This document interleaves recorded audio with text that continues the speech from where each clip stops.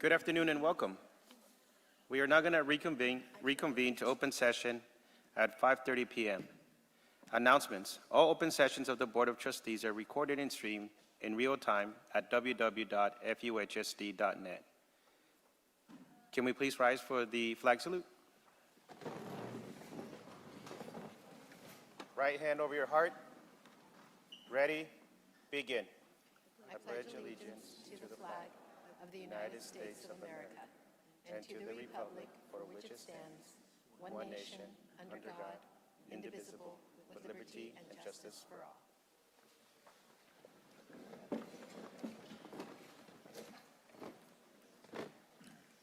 All right, welcome everyone. We will now do the roll call. Board of Trustees, Oscar Caralampio, President, is present. Mr. Eddie Jones, Vice President. Present. Tawana Rodarte, Clerk. Present. Paul Christensen, Trustee. Present. Chris Haskell, Trustee. Present. Our student board representatives are Ashlyn Trujillo. Present. Kiara Hart, right here. And Emma Fierro.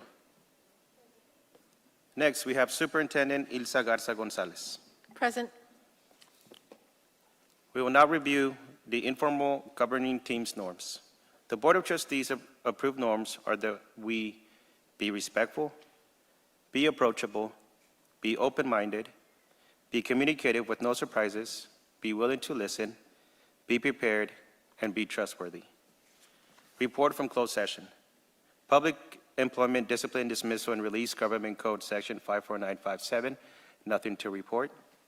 Conference with legal counsel pending litigation, Government Code Section 54956.9D1. Superior Court Case Number 26 CU 013418N, nothing to report. Conference with legal counsel, anticipated litigation, significant exposure to litigation pursuant to Government Code 54956.9D2, nothing to report. Conference with labor negotiations, Government Code Section 54957.6, nothing to report. Our district negotiator is Ilsa Garza Gonzalez, our superintendent, and the employee organizations are FHSTA and SEIU. Unrepresented employees, classified management, certificated management, and confidential employees. Chief Business Officer's evaluation, nothing to report, and superintendent's evaluation, nothing to report. We will now adopt the agenda. May I get a motion? I'll move that we adopt the agenda for the regular meeting of May 13th, 2026 as presented. And I'll second. Thank you. Moved by Ms. Rodarte, second by Mr. Jones. Any comments or questions? None? Student Board Representatives, how do you vote? Ms. Fierro? Ms. Hart? Ms. Trujillo? Aye. Thank you. Mr. Caralampio votes aye. Mr. Christensen? Aye. Mr. Haskell? Aye. Mr. Jones? Aye. And Ms. Rodarte? Aye. Thank you.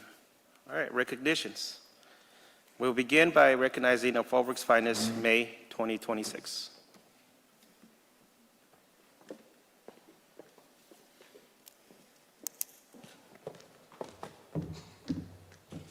If I could have the board step in front of the dais, including our student board reps.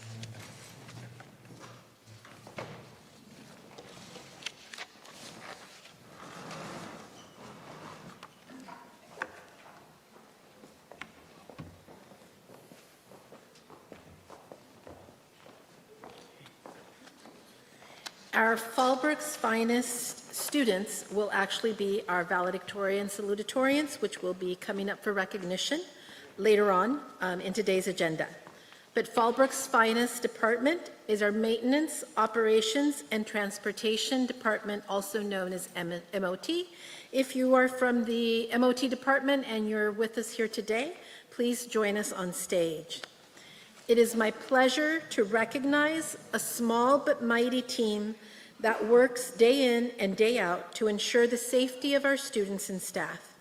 This team not only maintains our campuses, but continuously improves them across grounds, trades, general maintenance, and custodial services.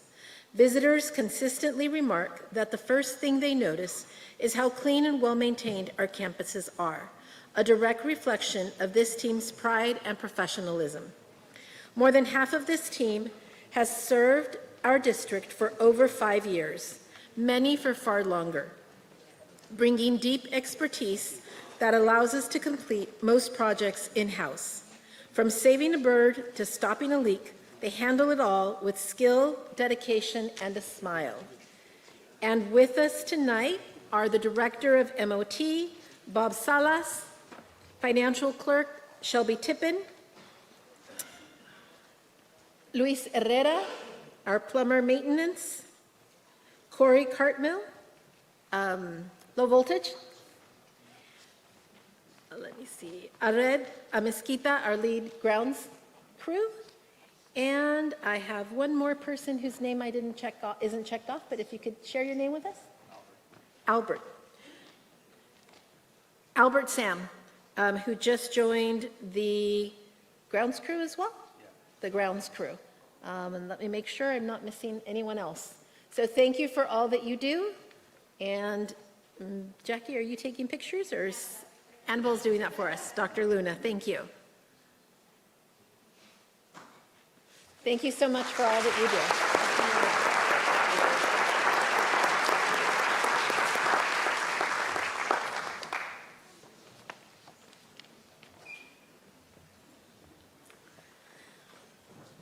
Next, we have Fallbrook's finest community partner. It is my pleasure to recognize Fallbrook's community partner, Schools First Federal Credit Union. With us here tonight to accept the recognition on behalf of Schools First Federal Credit Union are Jessica Ludu and Gonzalo Duran. Jessica has been an excellent partner and was one of our amazing guest speakers at this year's Spa Day. Schools First truly lives up to its name, consistently placing our educators and staff at the center of their support.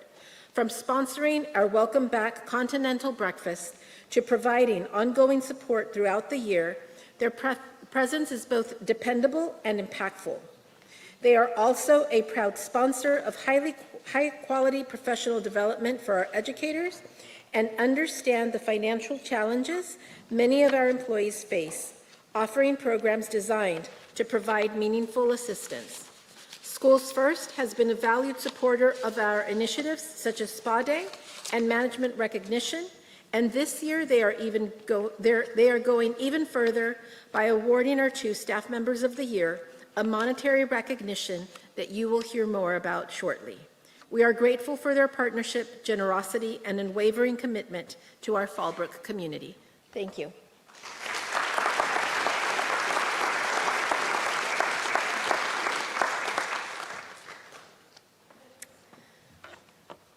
Tomorrow evening, Ivy High School will be honored by the Classroom of the Future Foundation with the 2026 Innovative School Team Award, a testament to their vision of transformation through education. If you are here from Ivy High School, please start making your way to the stage. At the heart of this success is Targeted Intervention and Guidance, also known as TIG, a student-centered advisory workshop where learners identify their own needs and advocate for academic support. This data-driven approach amplifies student voice and empowers teachers to design real-time, personalized intervention and enrichment. Ivy's team commitment to the whole student extends beyond academics through strong social-emotional learning partnerships with organizations like Boys to Men and Art Empowers. To further strengthen community, Ivy has joined the Community Engagement Initiative, bringing together families, students, and partners to elevate family voice and address chronic absenteeism. Ivy continues to innovate through career and technical education with a business leadership pathway, partnering with Vans and Gonboarding to connect classroom learning with real-world success. The impact of this work reaches beyond the Ivy campus. I recently authored an article on reaching at-risk students featuring Ivy's efforts, which was published in the May-June edition of Leadership magazine. FUHSD celebrates the dedication of the Ivy High School staff and the inspiring achievements of their students as they continue to reimagine what is possible in education. And with us here tonight are student Emma Fierro, Principal Lauren Gardner, social worker Hector Miramontes, social science teacher Adriana Lopez, CSI coordinator and Read 180 teacher Germán Mosqueda, and counselor Jaime Miramontes. Thank you very much.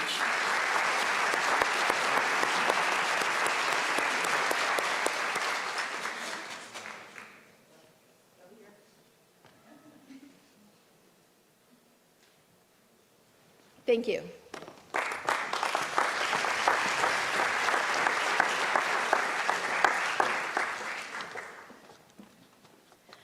Tonight, I am honored to share that Fallbrook Union High School District has been named the North Inland Region recipient of the 2026 Live Well San Diego 25th Public Health Champion Award.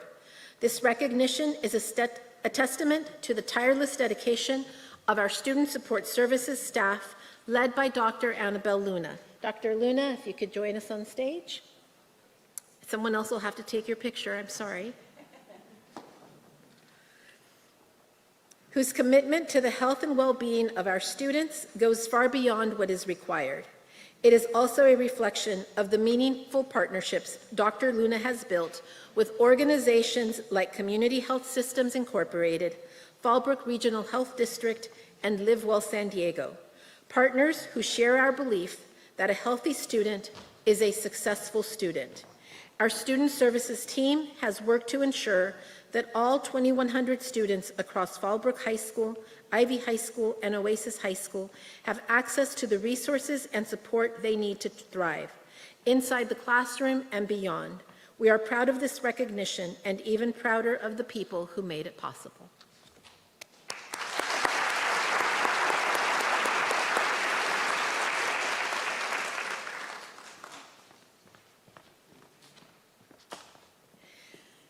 Maestro Cesar Rodriguez, if you are in the audience, please join us on stage.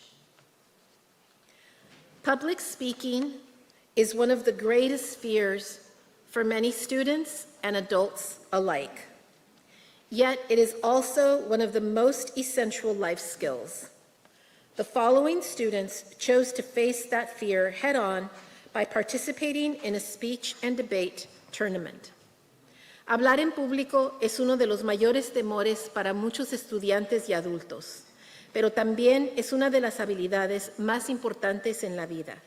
Los siguientes estudiantes decidieron enfrentar este temor participando en un torneo de oratoria y debate. Beginning in October, they committed themselves to months of preparation for a regional competition held on February 28th. Each student crafted and delivered a prepared speech as well as 2 extemporaneous speeches, demonstrating both preparation and the ability to think on their feet. Desde octubre, estos estudiantes se comprometieron a meses de preparación para una competencia a nivel regional que se llevó a cabo el 28 de febrero.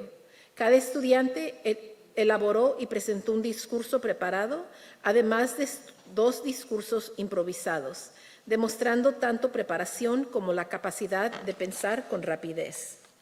Their prepared speech topics tackled complex and thought-provoking questions, including, does artificial intelligence have the potential to solve humanity's greatest challenges? Does AI in advertising blur the line between persuasion and manipulation? Is learning a second language the key to greater opportunity? Should schools replace homework with more meaningful learning experience? And are genetically modified crops a solution to world hunger or a risk to our health? Los temas de los discursos preparados abordaron preguntas complejas y relevantes, tales como, ¿tiene la inteligencia artificial el potencial de resolver algunos de los mayores desafíos de la humanidad?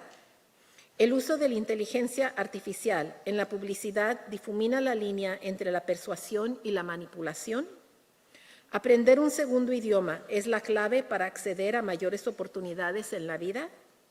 ¿Deberían las escuelas reemplazar la tarea tradicional con experiencias de aprendizaje más significativas? ¿Son los cultivos genéticamente modificados la solución al hambre mundial o un riesgo para nuestra salud? It is our honor to recognize the 12 students that represented Fallbrook Union High School District at the regional level. As I read your name, please come up.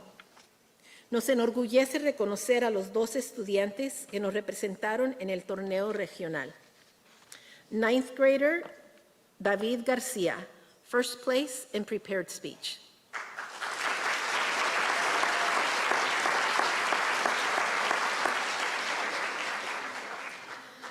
Ninth grader Ana Juan Pedro, first place in prepared and extemporaneous speech.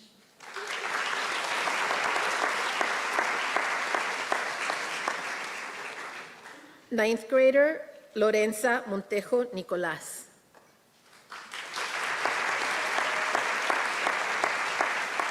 Sophomore Andrés Matías Tomás, first place in prepared and extemporaneous speech.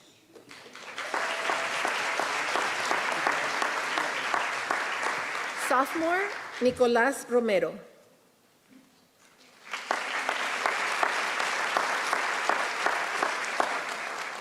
Junior Jocelyn Manzano Suárez.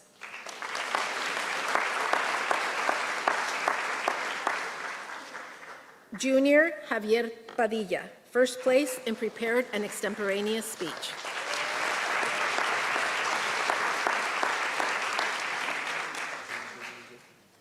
Junior from Oasis High School, Saraí Pérez.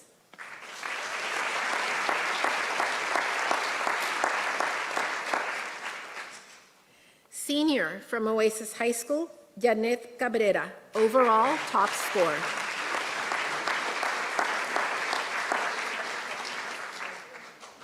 Senior from Fallbrook High School, Camila Estefania Romero Rocha, first place in extemporaneous speech.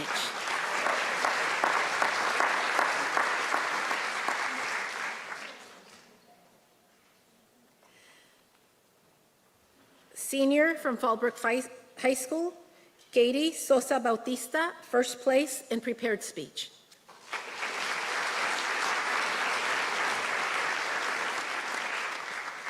And senior from Fallbrook High School, Berenice Yáñez, first place in prepared and extemporaneous speech.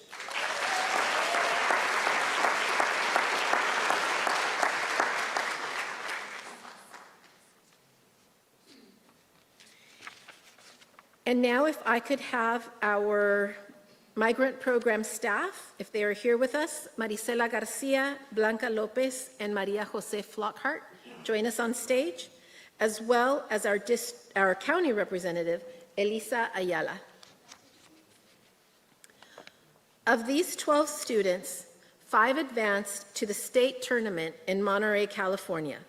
The competition took place on May 2nd, where they represented our district against students from 24 regions across the state.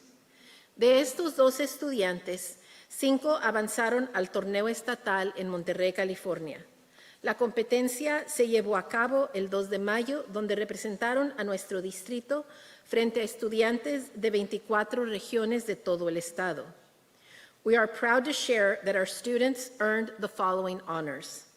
Nos enorgullece compartir que nuestros estudiantes obtuvieron los siguientes reconocimientos. Please step forward as I call your name. Por favor, pasen al frente al escuchar su nombre, como 2 líneas, 2 lines. Ninth grader Ana Juan Pedro, 3rd place in extemporaneous speech statewide.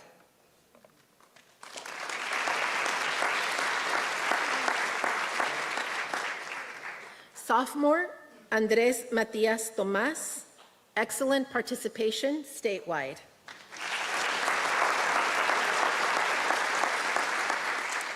Junior from Fallbrook High School, Javier Padilla, 2nd place prepared speech, 1st place extemporaneous speech.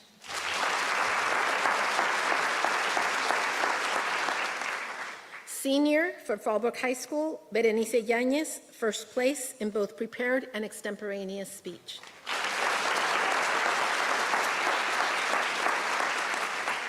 And senior from Oasis High School, Janet Cabrera, second place in prepared speech, third place in extemporaneous speech.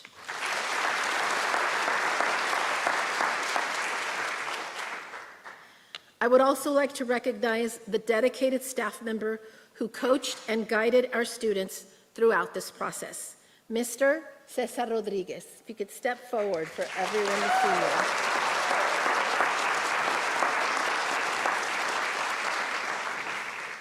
you. And I'd like to point out that Board President Oscar Caralampio serves as a coach for the elementary school district.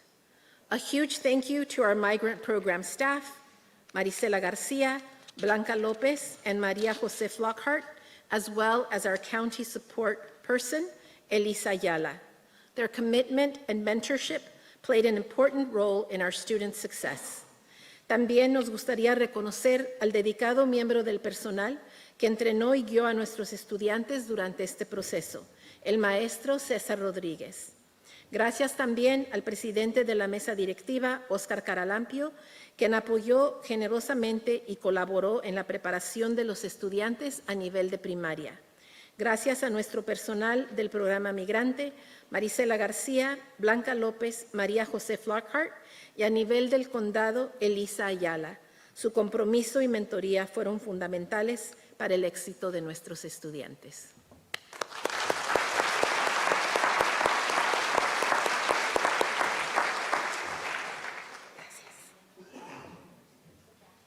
Van a tomarles una foto.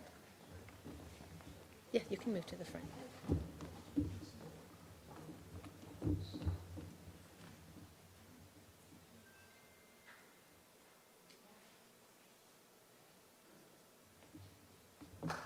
Thank you.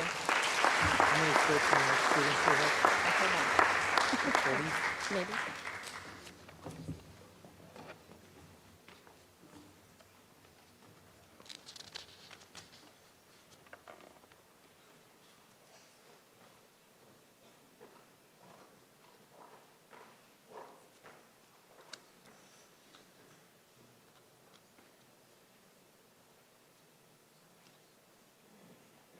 I'm very proud of our students, and I won't share personal information, but I will say one of them came to this country 3 years ago, speaking no English, and she has been accepted to Cal State San Marcos with a full ride, and her English skills are excellent.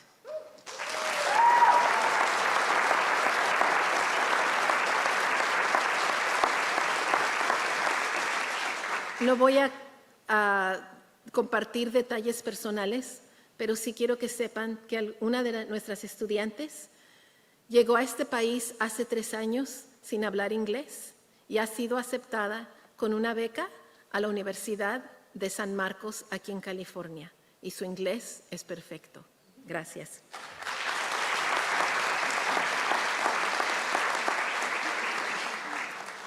Miss Kristen Lundquist, if you are in the audience, could you please join us on stage?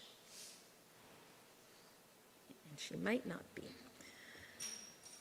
So paraeducator Kristen Lundquist proudly nominated student Martín Cervantes for the North Coastal Consortium on Special Education Excellence Award. Last night, Martin was recognized at the 2026 Excellence in Special Education Awards.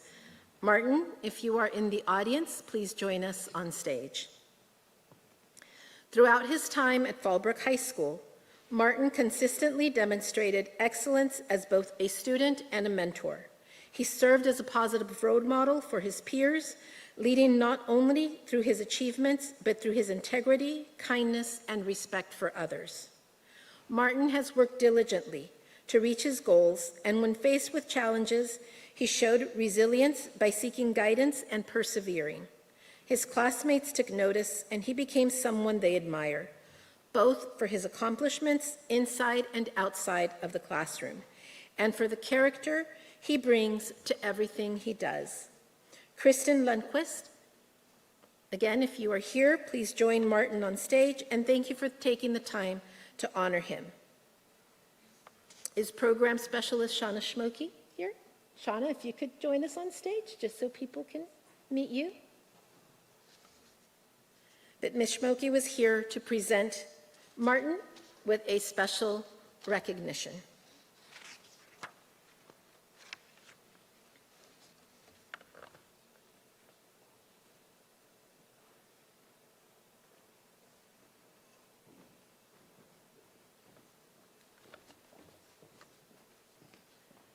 Thank you for being here this evening. So, Thank you.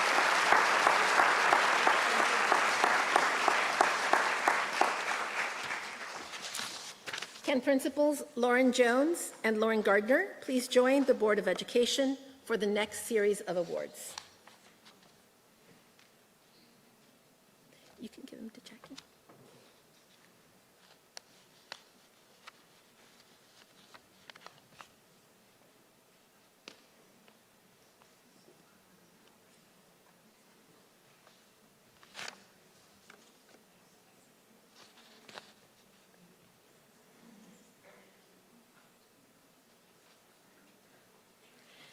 It is my pleasure to recognize our student board representatives and alternates and thank them for their outstanding service to our district.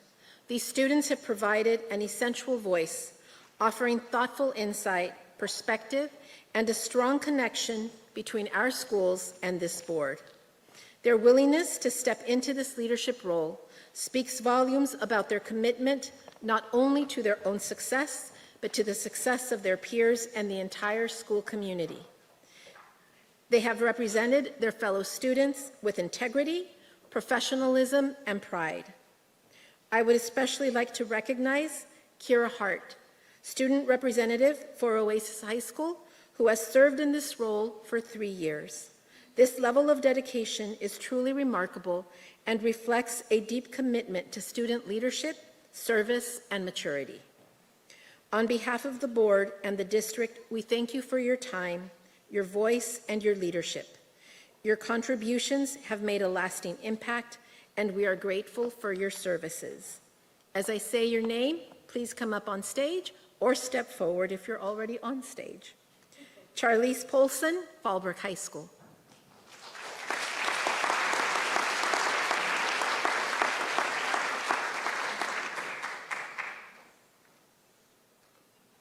Ashlyn Trujillo, Fallbrook High School.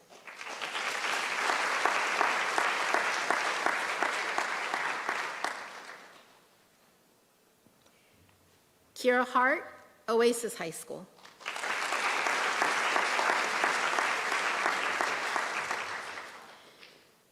Emma Fierro, Ivy High School.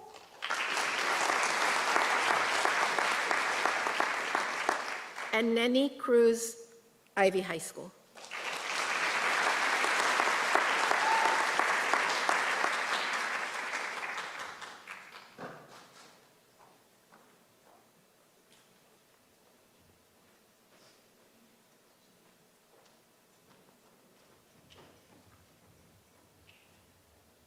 Please give these students another round of applause.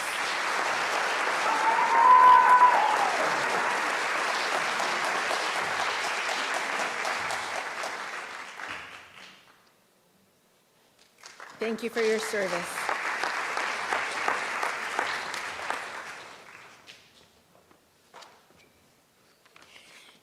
At Ivy High School, the mission is transformation through education, and tonight we see that mission brought to life. It is my honor to present a new recognition named the New Beginnings Award to Allison Robles and Emma Fierro.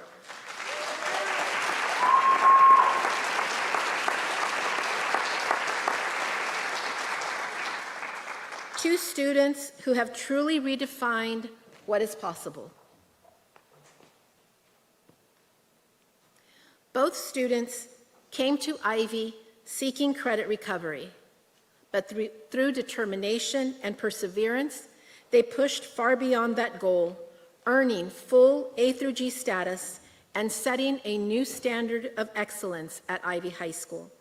They became our first students to take part in the early college program at Palomar College, proving they were ready for the demands of higher education. This fall, both will attend Cal State San Marcos, becoming the first Ivy graduates in our history to go directly to a 4-year university.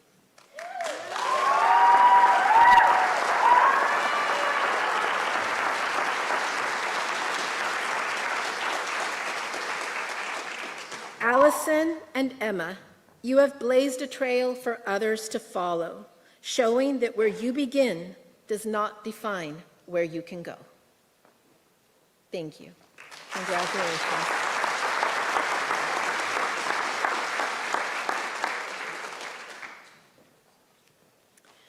For these next awards, I'm going to ask for help from Ms. Mefford and our principals in helping students line up, as there will be a lot of them on stage. It is my pleasure to recognize our graduating seniors who have achieved an extraordinary academic milestone, earning a cumulative GPA of 4.0 or higher. Their dedication, perseverance, and commitment to excellence truly set them apart, and we are incredibly proud of their accomplishments. As I call your name, please come up to the stage. And if I mispronounce your name, as someone whose name has been mispronounced her entire life, whether it be the first name or one of the last names, please come up and correct me. Jacqueline Abigail Albino.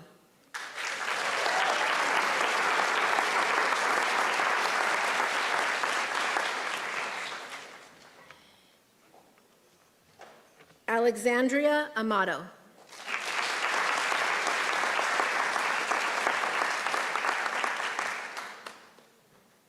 Joshua Avila.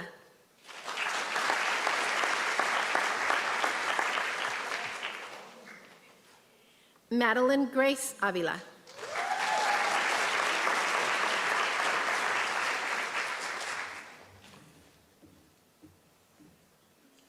Cassandra Castañeda.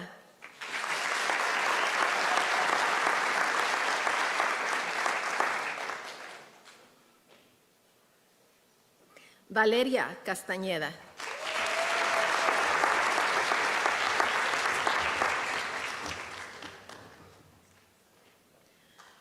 Ryder Curcio.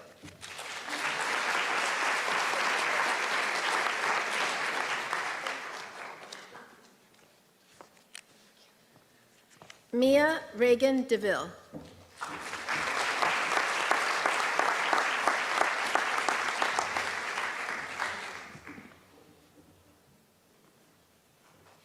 April Dominguez.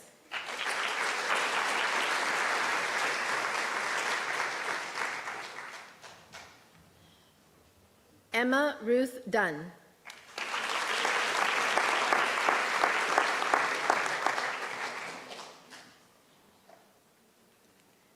Ana Esparza Durán.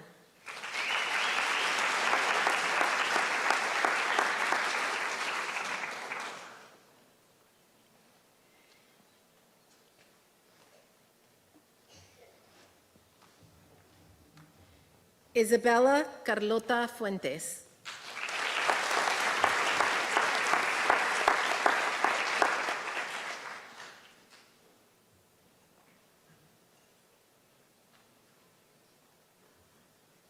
Diego Jared García.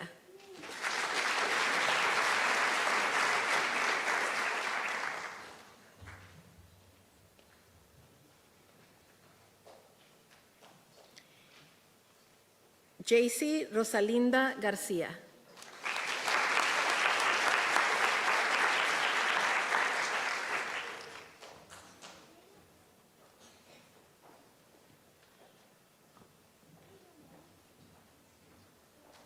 Rafael Garratachea.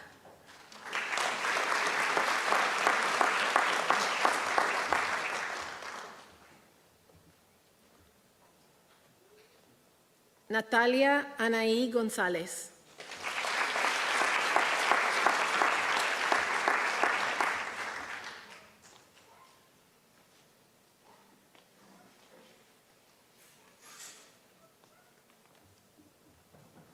Marley Anika Good.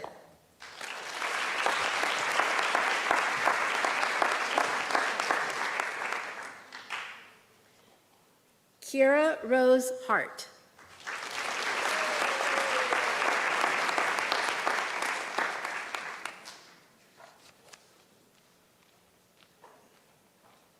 Samuel Wyatt Howard.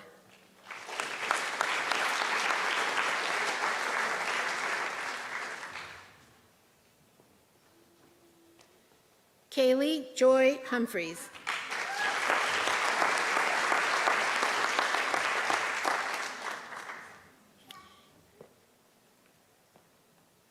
Abigail Hutchinson.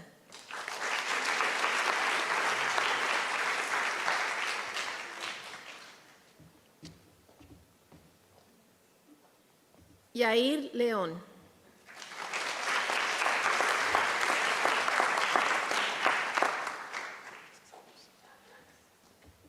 Joshua Theodore Lopez.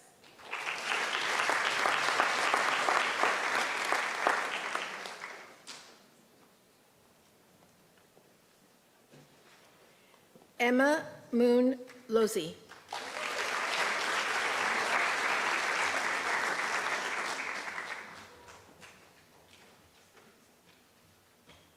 Aiden Anderson Lucia.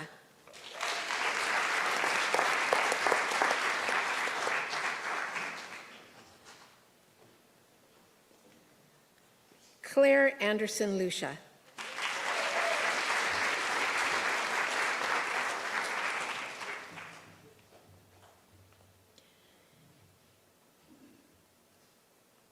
Addison Lynn Lucy.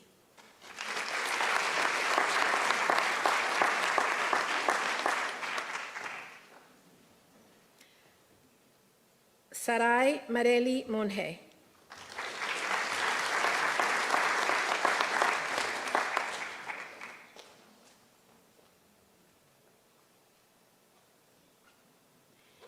Jesús Miguel Montillo.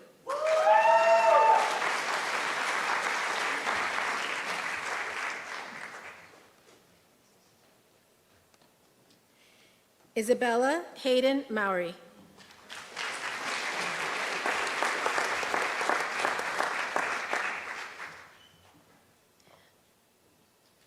Ana Karen Nieto.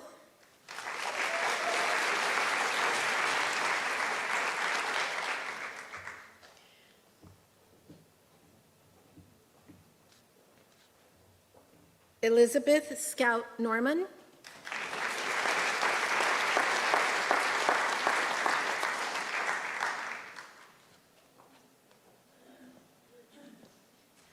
Samantha Paget.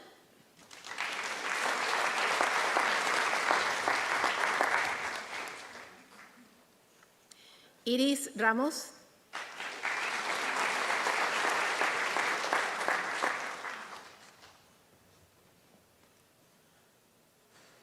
Rose Winslow Ronells.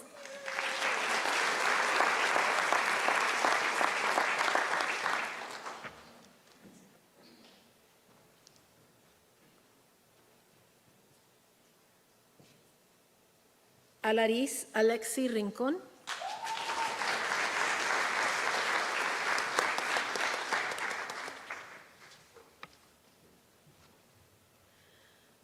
Sadie Yaritza Rodriguez.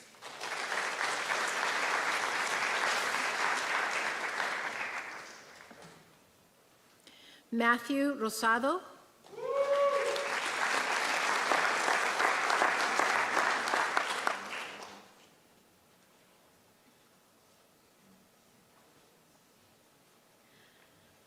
Jose Sanchez Velasquez.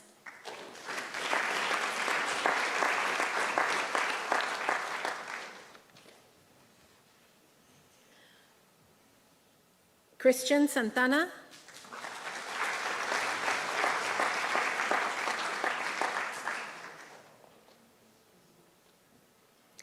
Erica Hazel Sitgraves.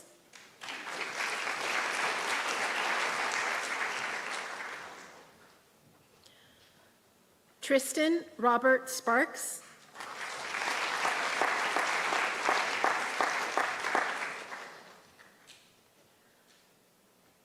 Elena Marie Swart.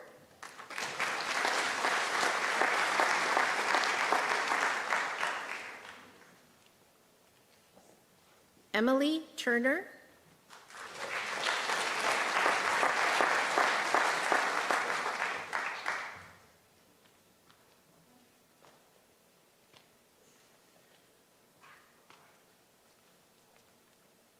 Juliana Vargas.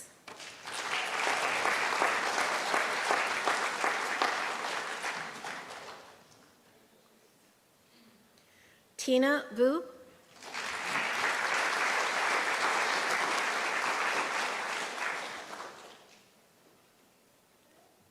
Gunnar Kai Wiesner.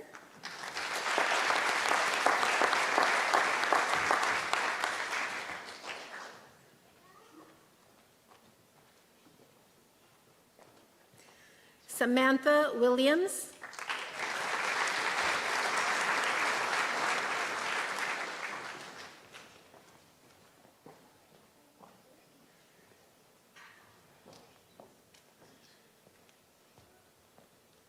Berenice Yáñez.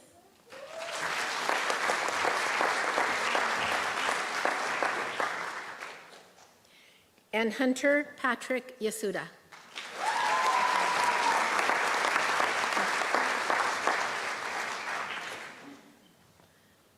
Okay, you're our top students, and I'm going to do my very best to give very clear instructions. And if it goes wrong, I'll take full blame, but I am counting on you. This is a picture moment for your parents. So parents, feel free to come up. We're going to take a picture. I'm going to wait a little bit. I'm going to excuse the front row, and then we'll take another picture so that everybody in the second row can actually be in the picture. Then we'll excuse the second row, and we'll take a third picture for everyone in the last row. Any questions? Okay. Board members, you got it? You're the ones I'm a little worried about.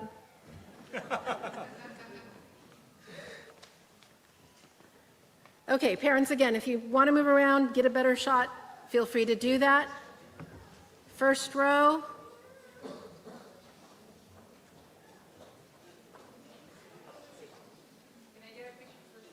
Oh, yes, do a picture of everybody.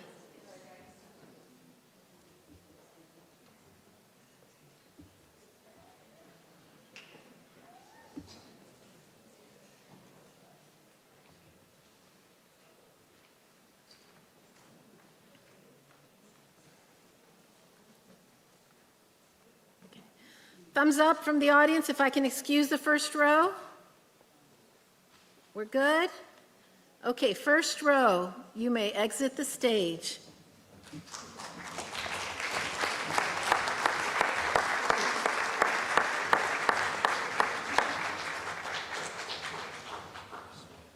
Okay, second row, step forward to the first line. Third row, step forward, just get a little closer. There we go.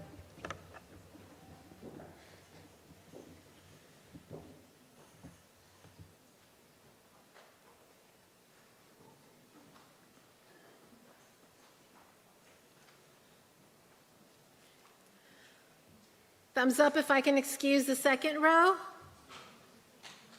Okay, it looks like we're good. Second row, you may exit the stage.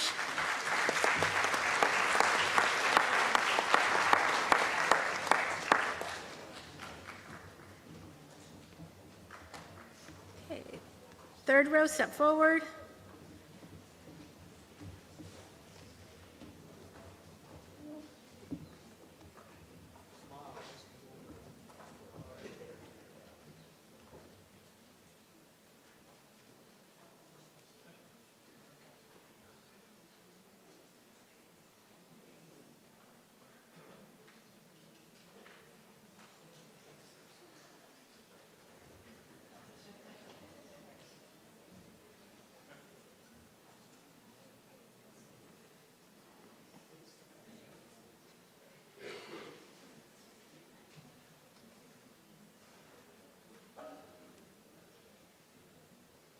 Congratulations, thank you.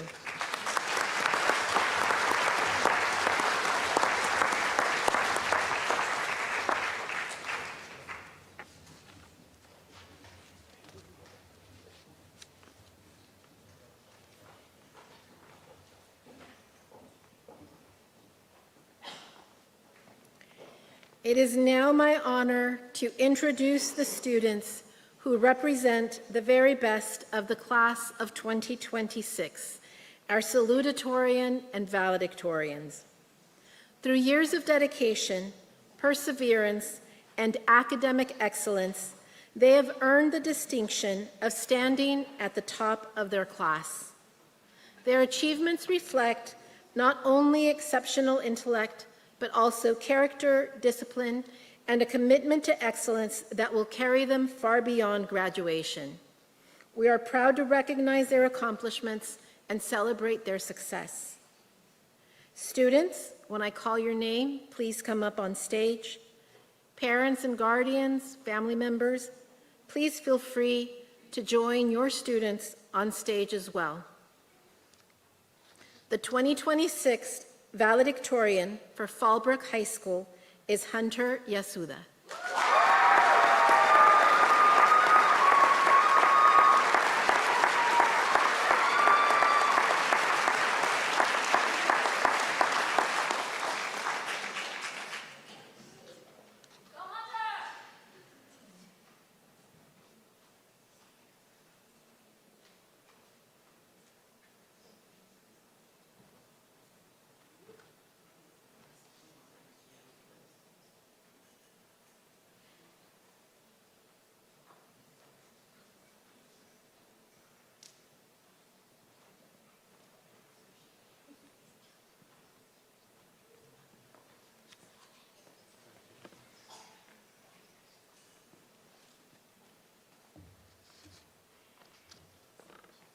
The Fallbrook High School salutatorian for 2026 is Aiden Anderson Lucia.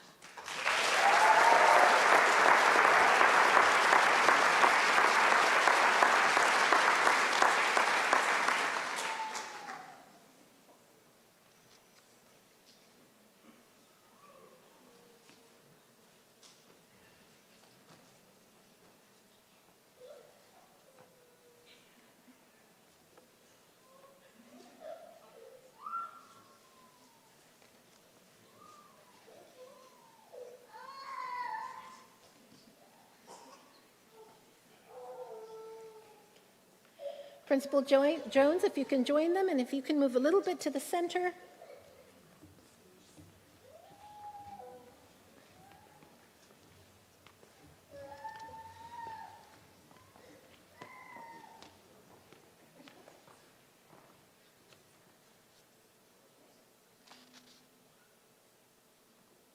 Let's give these students another round of applause.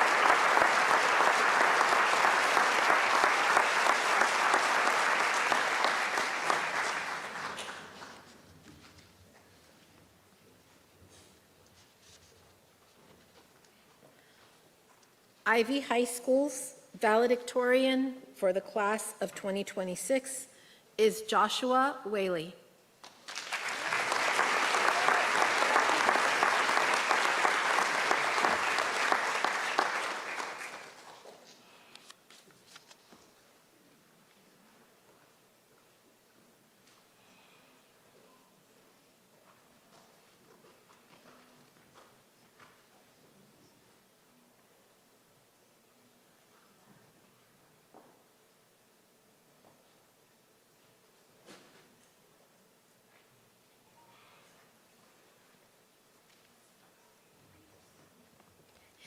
Ivy High School's salutatorian for the class of 2026 is Cesar Rodriguez Munguia.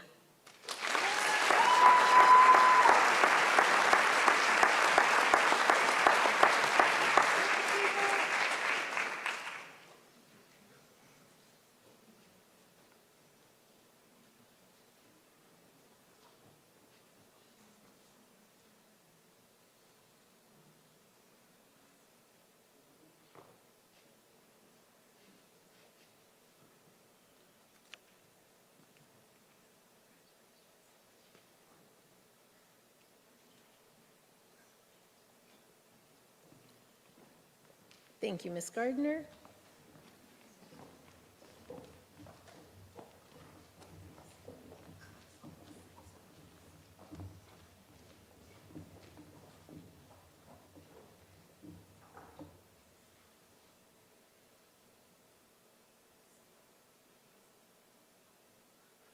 Congratulations. Let's give them another round of applause.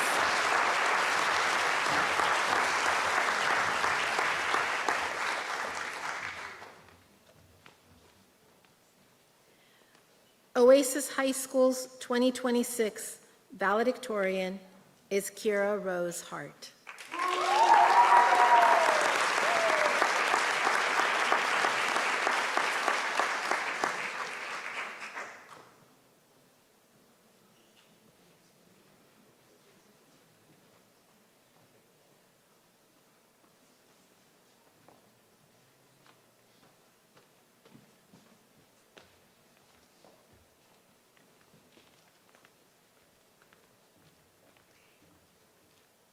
The salutatorian for Oasis High School is Emma Ruth Dunn.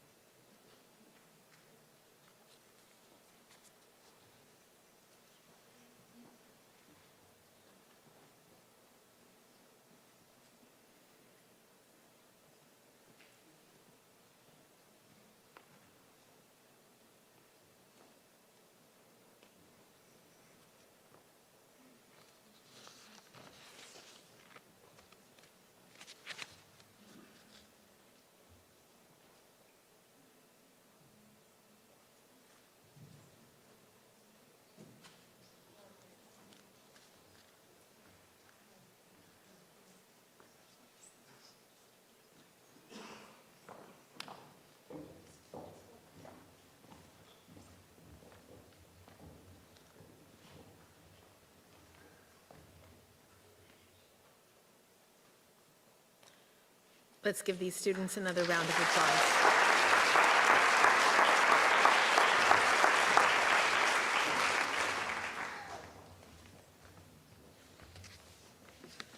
The achievements of our students are a direct reflection of the dedication, expertise, and unwavering commitment of our staff.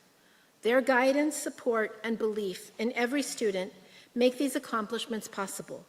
There are many dedicated staff members at Fallbrook Union High School District. This evening, we recognize two of the best. Our classified School Employee of the Year, Lisa Maston, and Jessica Ludo from School's First Credit Union, if you could join us on stage.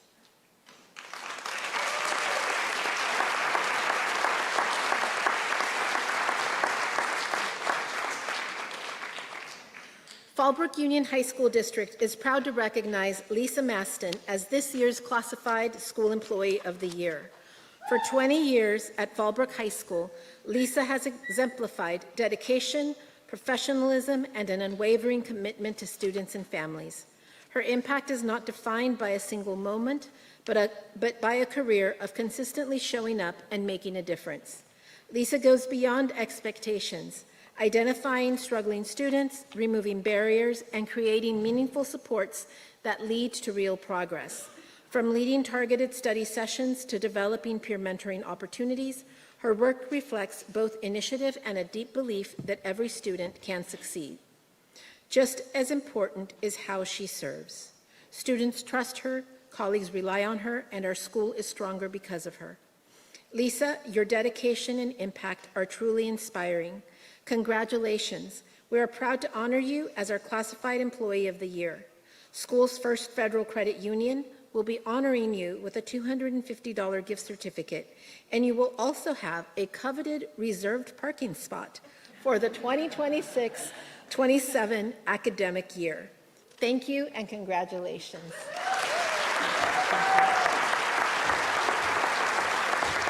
Oh, Lisa, we need a picture.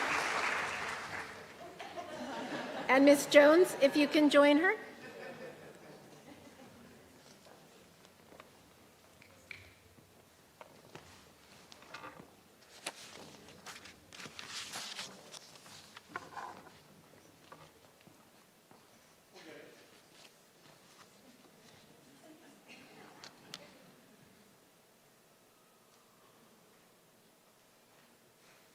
Congratulations.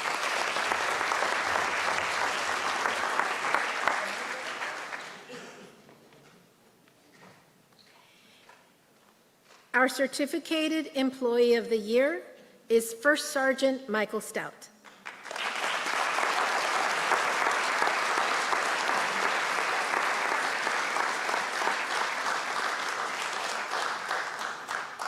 Fallbrook Union High School District is proud to recognize First Sergeant Michael Stout as this year's Certificated Staff Member of the Year. First Sergeant Stout is also the local VFW Teacher of the Year. As a Marine Corps ROTC instructor at Fallbrook High, First Sergeant Stout exemplifies what great educators do. He meets students where they are, challenges them to grow, and helps them leave more confident, capable, and prepared for the future. Through his program, he instills discipline, leadership, accountability, and teamwork, earning the deep respect of his students who look to him as both a teacher and a mentor. First Sergeant Stout brings a unique balance of high expectations and genuine connection, creating a program where students feel both challenged and supported. His commitment extends far beyond the classroom as he consistently invests his own time and energy to ensure student success and program excellence. First Sergeant Stout, your dedication to our students and your impact on their lives are truly exceptional. Congratulations. We are proud to honor you as our Certificated Staff Member of the Year.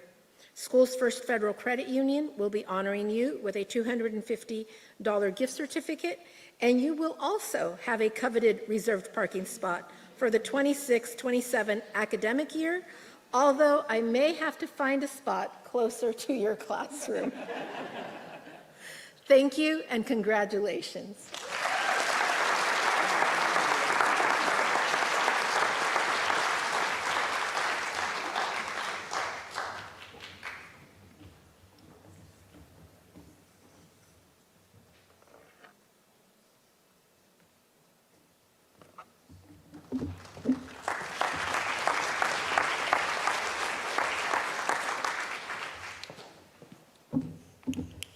We're halfway through this.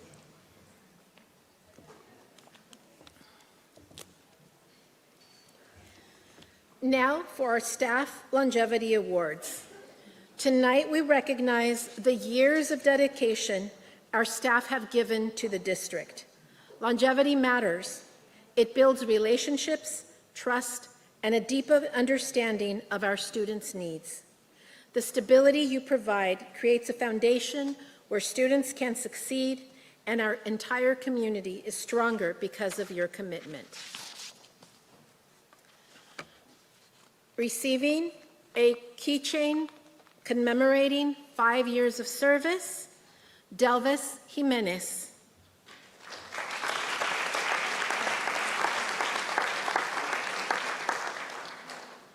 Chief Warrant Officer Thomas Smith.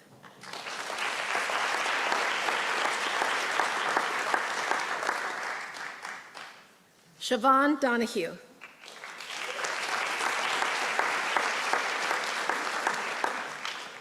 Lisette Garcia Vargas.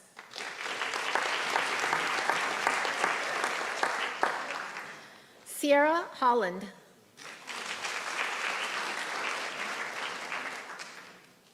Paul Martinez.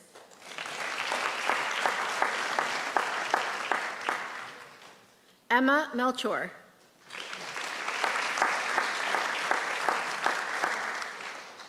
Scott Smith.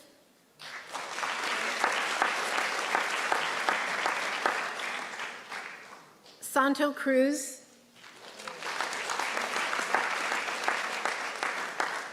And Carmen Hernandez.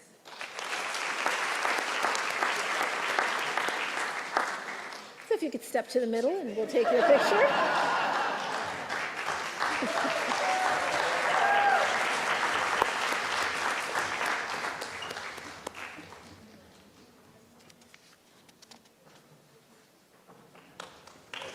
Thank you.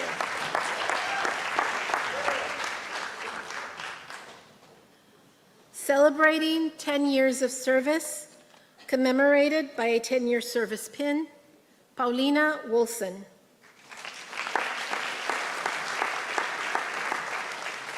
Ashley Mayer.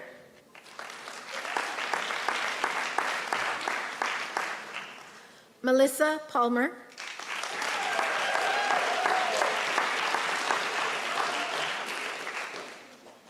Amy Malone.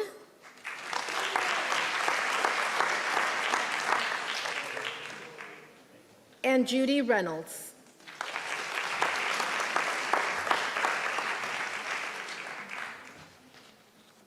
If you could step to the middle.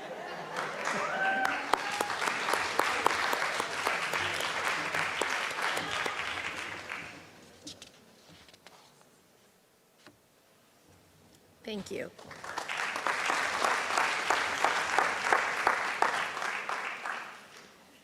For 15 years of service, commemorated with a Fallbrook Union High School District paperweight, Gregory Keener.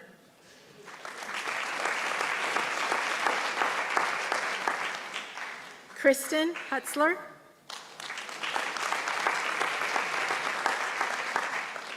And Brenda Mefford.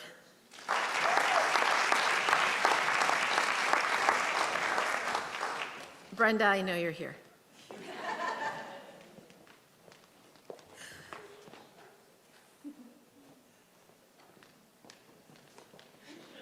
If you could stand in the middle.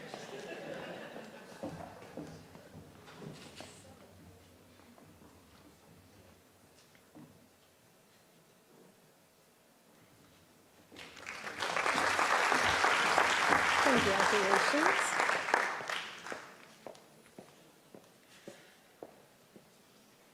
"20 years of service, receiving a commemorative plaque, Irma Alanis.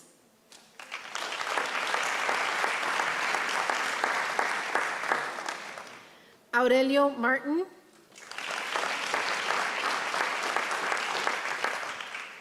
Marin Pinnell.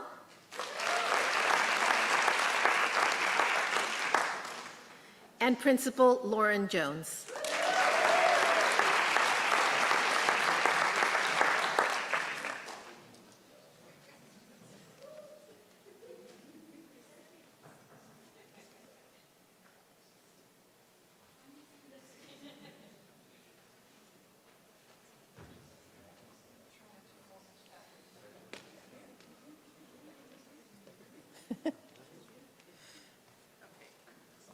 Yes.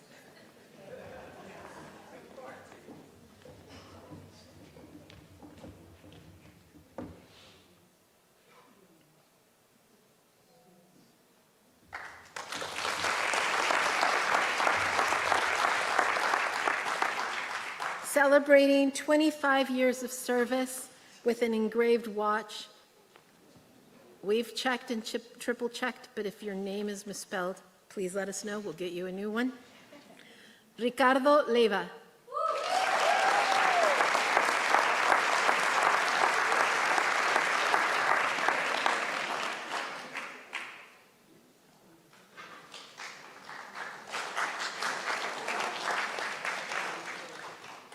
Irene Luna.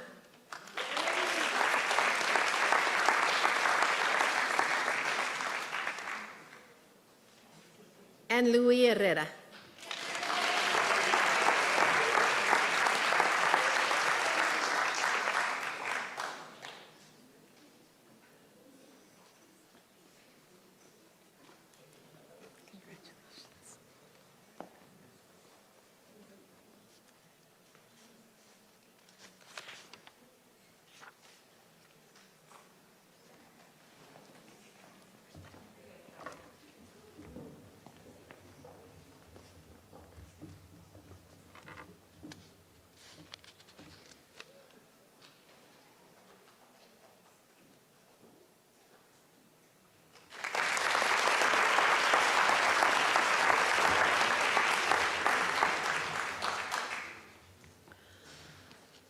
Celebrating 30 years of service, commemorated with an engraved mantle clock and a $500 check.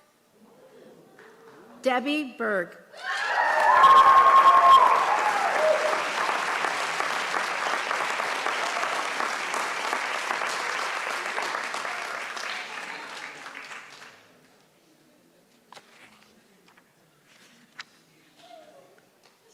Neil Medlock.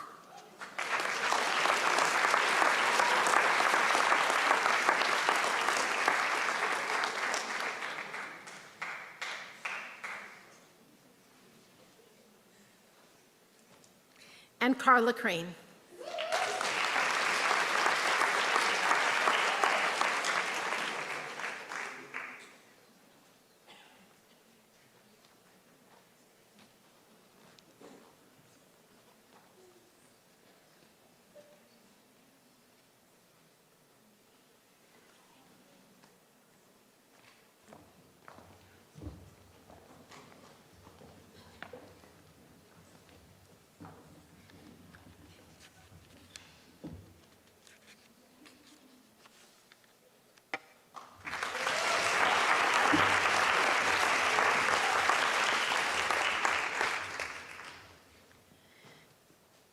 And finally, celebrating 35 years of service.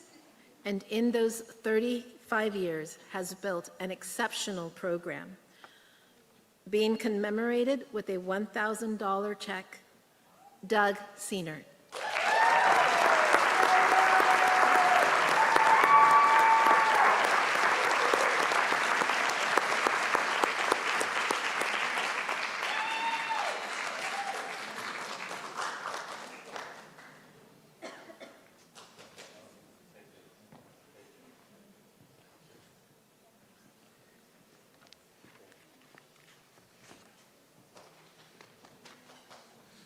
Congratulations.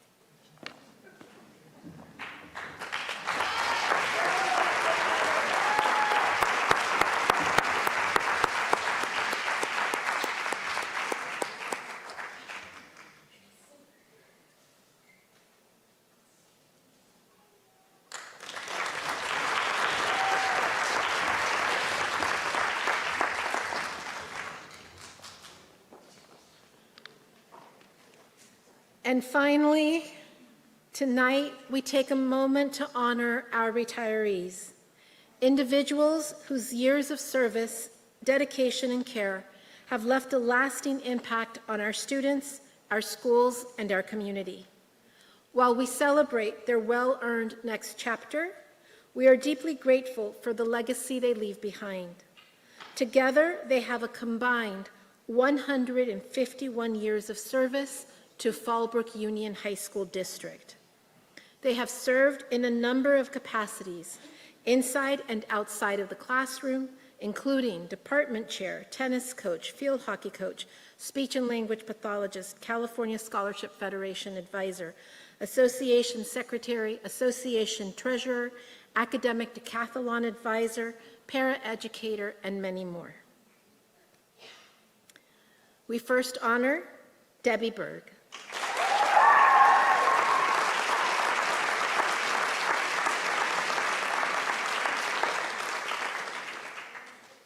We honor Debbie as a remarkable educator whose 30 years of service have left an enduring legacy at our school. As a math teacher, department chair, academic decathlon advisor, and coach, she has shaped not only our math program, but the lives of countless students. Her leadership, dedication, and thoughtful contributions, especially in guiding our academic programs and master scheduling, have strengthened our school in lasting ways. We are deeply grateful for her commitment and the impact she has made, and we wish her the best. Congratulations on a well-deserved retirement.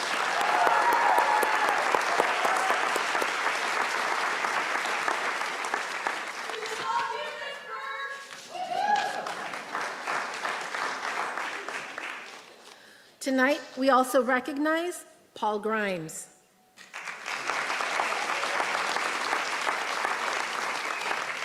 A dedicated math teacher who has given 21 years of service to our students and our school. Through steady commitment and hard work, he has helped countless students build the skills and confidence they need to succeed. We are grateful for his years of dedication. Congratulations.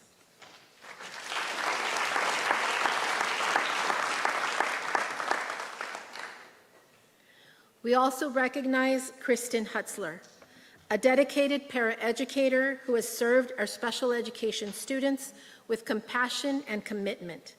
With exceptional attendance and a constant presence, she has provided stability, support, and care to those who need it most.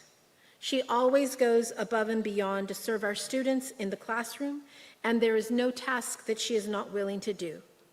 She serves by assisting with toileting, nutrition, behavior management, and providing support with academic work. She has built a strong rapport with students in and out of our programs. She always maintains a positive attitude and a strong work ethic, which helps ensure the classroom is operating within a safe and effective learning environment. She leaves our staff with big shoes to fill. Congratulations.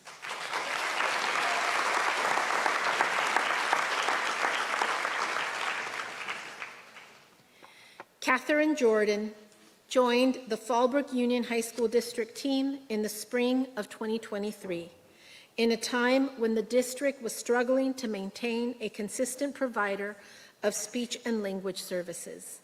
As an experienced speech and language pathologist, she immediately jumped into action, catching up on evaluations and services, while also helping manage the online service agency providing services to some of our students. By the next school year, we were able to keep and maintain consistent compliance and student support for speech and language services through her direct services and consultation with the agencies until this year, when we were able to direct hire her a partner. She supported the full continuum of services, from students needing help with articulation challenges such as stuttering, all the way to severely disabled students that need to rely on technology to speak for them, as well as everyone in between. Thank you.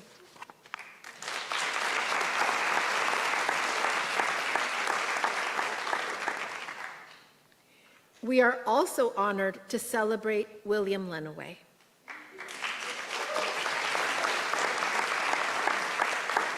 Bill Lenaway is a cornerstone of Fallbrook Union High School for nearly 2 decades. He has been a steady, inspiring presence in both the math department and athletics, shaping the lives of countless students with his dedication, patience, and passion for learning. His influence extends far beyond the classroom. Coach Lenaway has guided students toward life after high school and has been a mentor and friend to fellow educators. His impact is lasting, and he will be deeply missed by the entire Fallbrook community. Tracy Markham.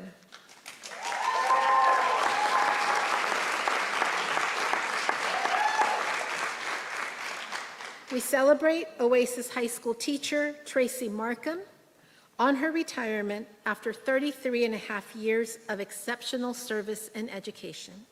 And the half comes from the fact that she retired in December of 2025. Thank you for joining us here tonight.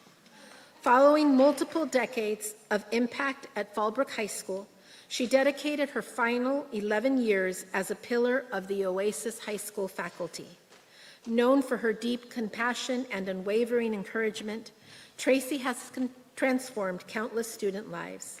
We extend our deepest gratitude for her 3 decades of dedication to the Fallbrook community and wish her a continued, fulfilling, well-deserved retirement.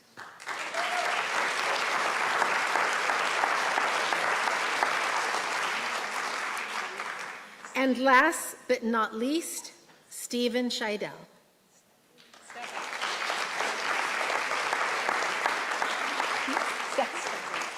Stephen Scheidel. A dedicated member of the Fallbrook High School math department for more than 20 years.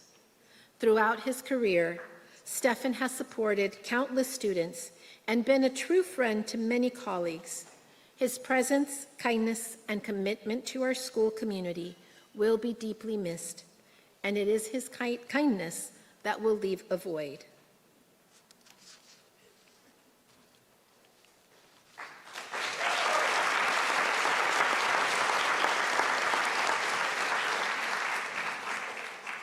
Congratulations on your retirement.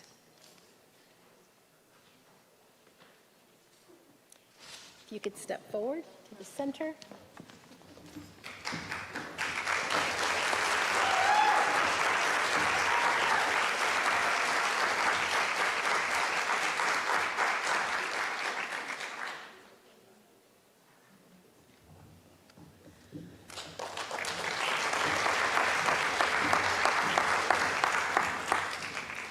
Thank you. We will now take a 10-minute intermission so that you can take pictures in the foyer, outside, or if you don't wish to stay for the rest of the board meeting, you can go home. Congratulations to everyone that was honored this evening.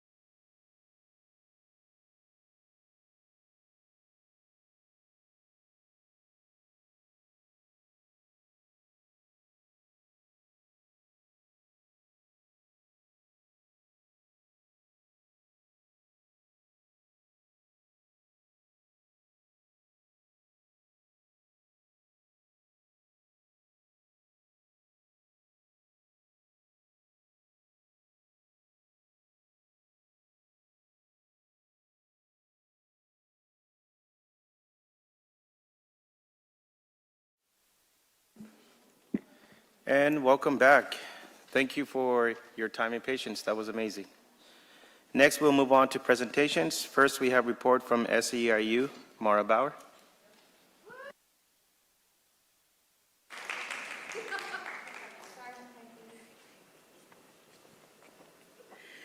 Hey, good evening. I'm so excited to be here tonight. We have good news. SEIU has been able to give scholarships to 5 of our graduating seniors this year, which, as far as I know, that's a record. There hasn't been that many in the past. So we're super excited to be able to provide for our families as well as their students as they move forward with their education career and do good things for our community. We have been super busy, the classified workers here, with our end of the year and summer prep. I've had paras in and out of the library recently looking for things to help out their kids with projects that they've been working on, looking for cardboard for dioramas and stuff to help with finals and preparing our students for that, helping them with transitioning into summer programs. We have a little bit of a different deal going on this summer, which is good. It's going to be great for our students, and I have so many paras and other workers who are excited to be here this summer. I know most of the people from MOT have already left, but we're excited for all of our workers to come in this summer and help transition our campus with all the electrical upgrades. I was just talking to Shelby about the preparations going on with the Quonset hut, so we can finally give our IT department the space that they deserve and get our library back to being a little bit more of a library. We would love to have some of the space back and for IT to have their own dedicated space as well. Let's see, where am I here? We are preparing to open up our Sunshine articles for the 26-27 school year. We'll be sending out a survey to our members in the next couple weeks to be able to meet the deadline by the end of May. So I'm sure by the next board meeting, we should be able to have those articles ready and prepared for you. We're hoping this year to get some of our health care benefits coverage squared away earlier. It looks like they're going to be rising again across the board. We hope to be able to prepare for that a little bit better this time and help our members by being a little more dialed in during our negotiations. Do you have any questions? Just want to give a big kudos to all the work that y'all do, especially the late nights that you stay, to the staff that is classified, doing, setting up the events, picking up the events, getting ready to, host so many events in one week. Thank you for everything that y'all do. Thank you. We have a great team who's here right now and will be here after all of us leave. So thank you very much.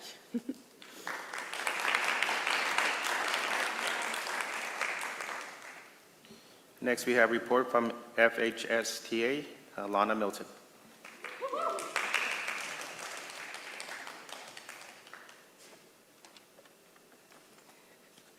Good evening. I typed my notes up because if you've ever seen me at Student of the Month, I lose my confidence in my words when I am not reading them. So I apologize. If you've ever seen me at Student of the Month, you know how I get sobby.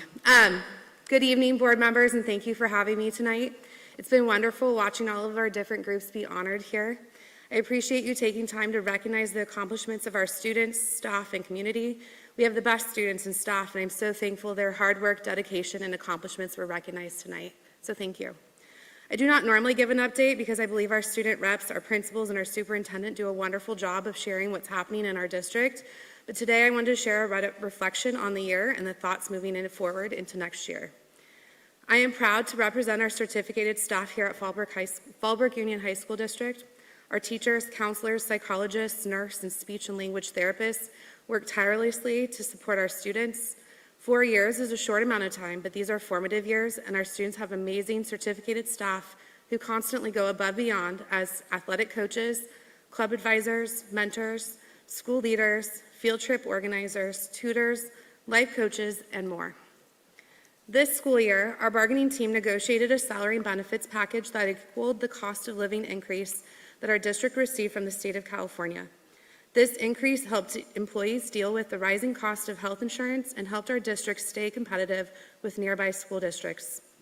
This increase should not have put our district into deficit spending, as we only asked for an increase that was equivalent to COLA that the state of California gave to our district.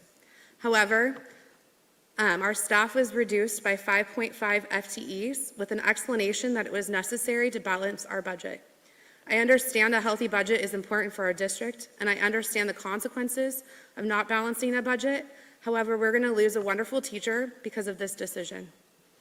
To avoid blaming a salary and benefits increase on our budget deficit, I would like to ask you to consider including a projected 2.8 COLA in certificated salaries and benefits in the 26-27 budget that you will approve this summer. That way, when negotiations for the CBA are done, the district does not have to move money around to deal with another deficit, but is already within the budget. I believe this change in budgeting could help our district be proactive rather than reactive. FHSTA recently conducted 2 surveys. Just as Mara mentioned, the first survey was to get feedback for what articles to sunshine for our CBA in preparation for the 26-27 negotiations.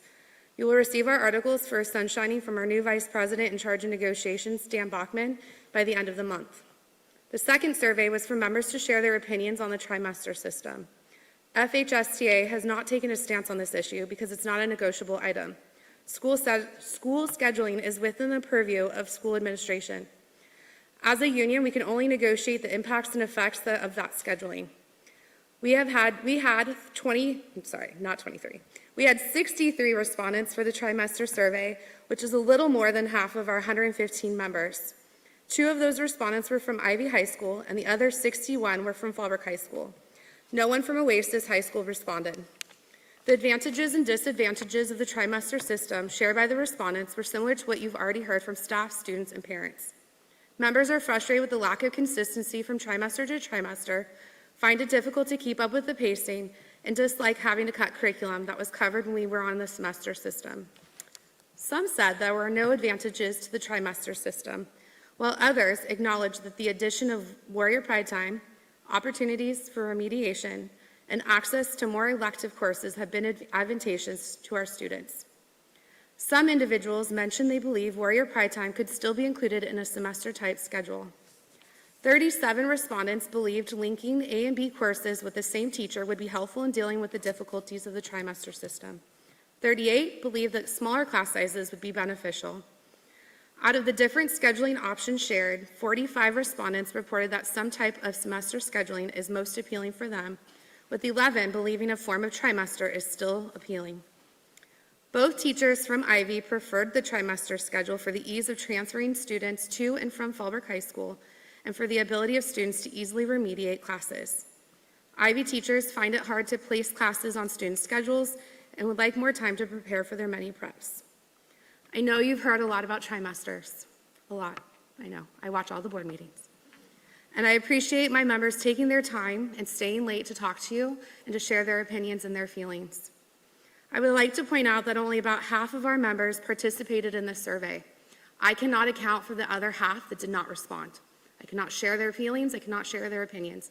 It was anonymous. I don't know who responded and who didn't, so I can't even go seek them out. More surveys or interviews would need to be conducted to get a better understanding of our entire school community. I don't think what I did was enough, okay? So just share that. My last update is for the November election. FHSTA will be actively participating in this election and will be looking to endorse candidates for trustee areas 1, 2, and 3. We will reach out to individuals who pull papers this summer. Deadline is in August. But if any of you choose to run, we would love to talk to you about endorsement. We will also be campaigning for an extension of Prop 55, which is a current tax on couples who earn more than $700,000 and generates $15 billion annually for schools in our state. Without this extension in November, our district could lose up to $3 million in revenue each year. So I'm hoping you'll join me in supporting the extension of Prop 55. Once I know the actual number, because it hasn't been put on the ballot yet, I don't know the actual number. Once it is, I will let you know what it is. I am very proud to work in our district and of the work we've done this year, and I'm looking forward to continuing this positive momentum. I appreciate all of your support this year and for listening to our concerns and suggestions. If you ever have any questions or concerns or comments for me, please reach out, and thank you again for your time and dedication to our school district.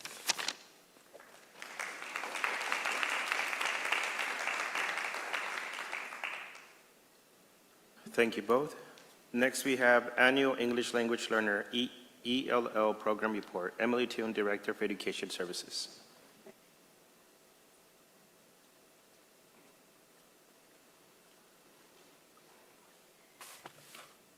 All right. Good evening. I think I've been smiling so much from all those celebrations. My cheeks are a little bit sore, but I have more good news for you, so we're going to continue to smile a little bit more. I am excited to share our annual update for our English Learner Program.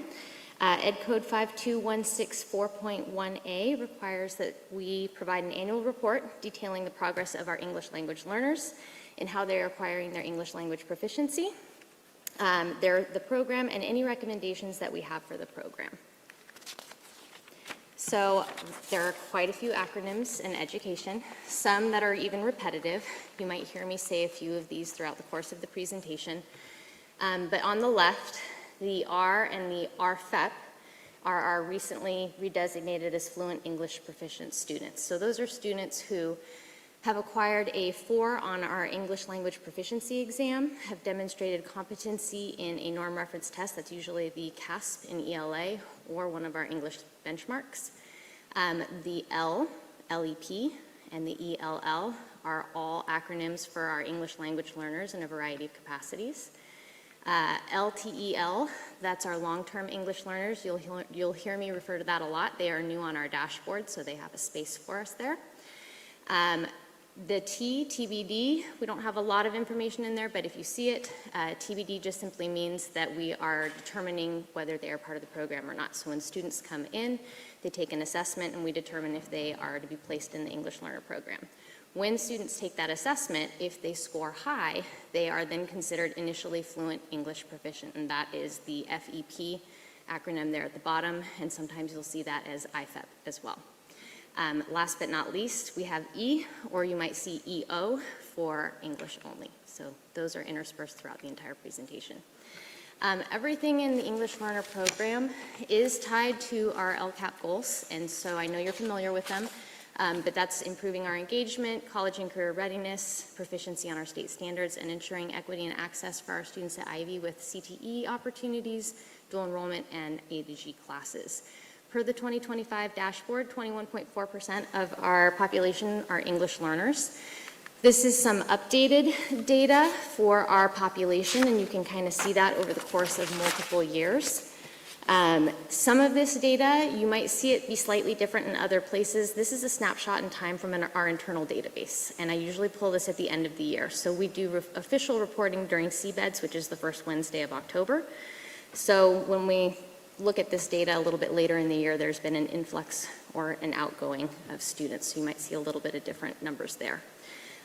Overall, the yellow is our English only and our Fluent English Proficient students. The red is our redesignated as Fluent English Proficient students. And the blue are our English language learners. And what you'll notice in 25-26 is if you combine the red and the blue, those are our RFEPs and our ELs. We have 1,022 students, which is basically 51% of our students who were ever ELs. And that is what the state uses as their term. If you were ever an English learner, you were considered an ever EL. And they use that in some of their calculations on the dashboard for our proficiency. So to dig a little bit deeper into our English learner population, you can kind of see the changes over the course of multiple years there. It's really important to know that our English learner population is just as diverse as our student population. There is no one size fits all for our English language learners. The red is our long-term English learner population, and those are students who have been in the EL program for 6 years or longer. The blue are the true ELs. That's an internal term that we use, so students who've been a part of the program for 5 years or less. Historically, we've seen about 50% for each category, but we've seen a shift in the last few years. We are seeing a decrease in enrollment in our true English learners. Newcomer enrollment has decreased from an average of 40 students a year to 12 students during the 25-26 school year. And with an estimated base grant of our state funding at $12,439 and supplemental at $1,882, that's a loss of approximately $13,994 per student. So if we're looking at the loss of the 28 less from our historical average, that's an approximate loss of revenue of $391,832. And I just bring that up because the decline of enrollment for our true ELs impacts the course offerings and the resources that we have available for students in our program. For example, this year we were unable to offer foundational literacy to our students. We didn't have enough students to run the class, and that is a course that we have historically offered to students who have had interrupted formal education. As you can see by that graph, now, whereas LTELs were approximately 50% of our population, they are now 81% of our English language learner population. And again, we just want to make sure we really understand our demographic when we're providing resources and support. So when we look at our English learner population and where they are coming from, the majority of our students were born here, and they have attended school since kindergarten, and that's that 57.5% there. The next largest demographic are coming from Guatemala at about 31.6% and Mexico at 9.5%. Even further, if you look at the correspondence language, and I have had historically when I've talked to students and I have made the wrong assumption of trying to speak to a student in Spanish, and they looked at me and were like, I don't speak Spanish.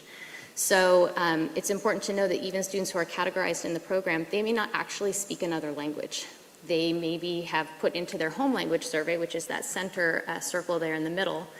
If they put, there's 4 questions that they answer when they enroll with us, and if any of those questions is answered with a language other than English, they are flagged to take the LPAC exam, and if they do not pass as fluent English proficient, they end up in our English learner program. So that's the home language survey, and you can compare that to then the correspondence language, because the correspondence language is what our parents are actually choosing when they want to receive communication from us. So there's 40.7% of our families that, despite the fact that they are identified as English learners, despite the fact that somewhere in the home Spanish is spoken or another language, correspondence language, they are requesting English for correspondence. So we base our, I won't read these all to you, but we base our program off of these principles and values for educating English learners. On the left, those are from Stanford, and on the right, those are from the County Office of Education. It's just a little bit of a crosswalk. They say very much so the same things, but when we're looking at our program and what we're trying to do to support our students, we really use this as a foundation. So you'll see these throughout the presentation. One of the first things that we do when we're valuing culture and language as assets for our students is we actually are looking at our program structure in terms of how we can do that. So as I mentioned, when our students come into us, they take a home language survey, and there's 4 questions, and if they answer any of those with a language other than English, they're flagged for assessment.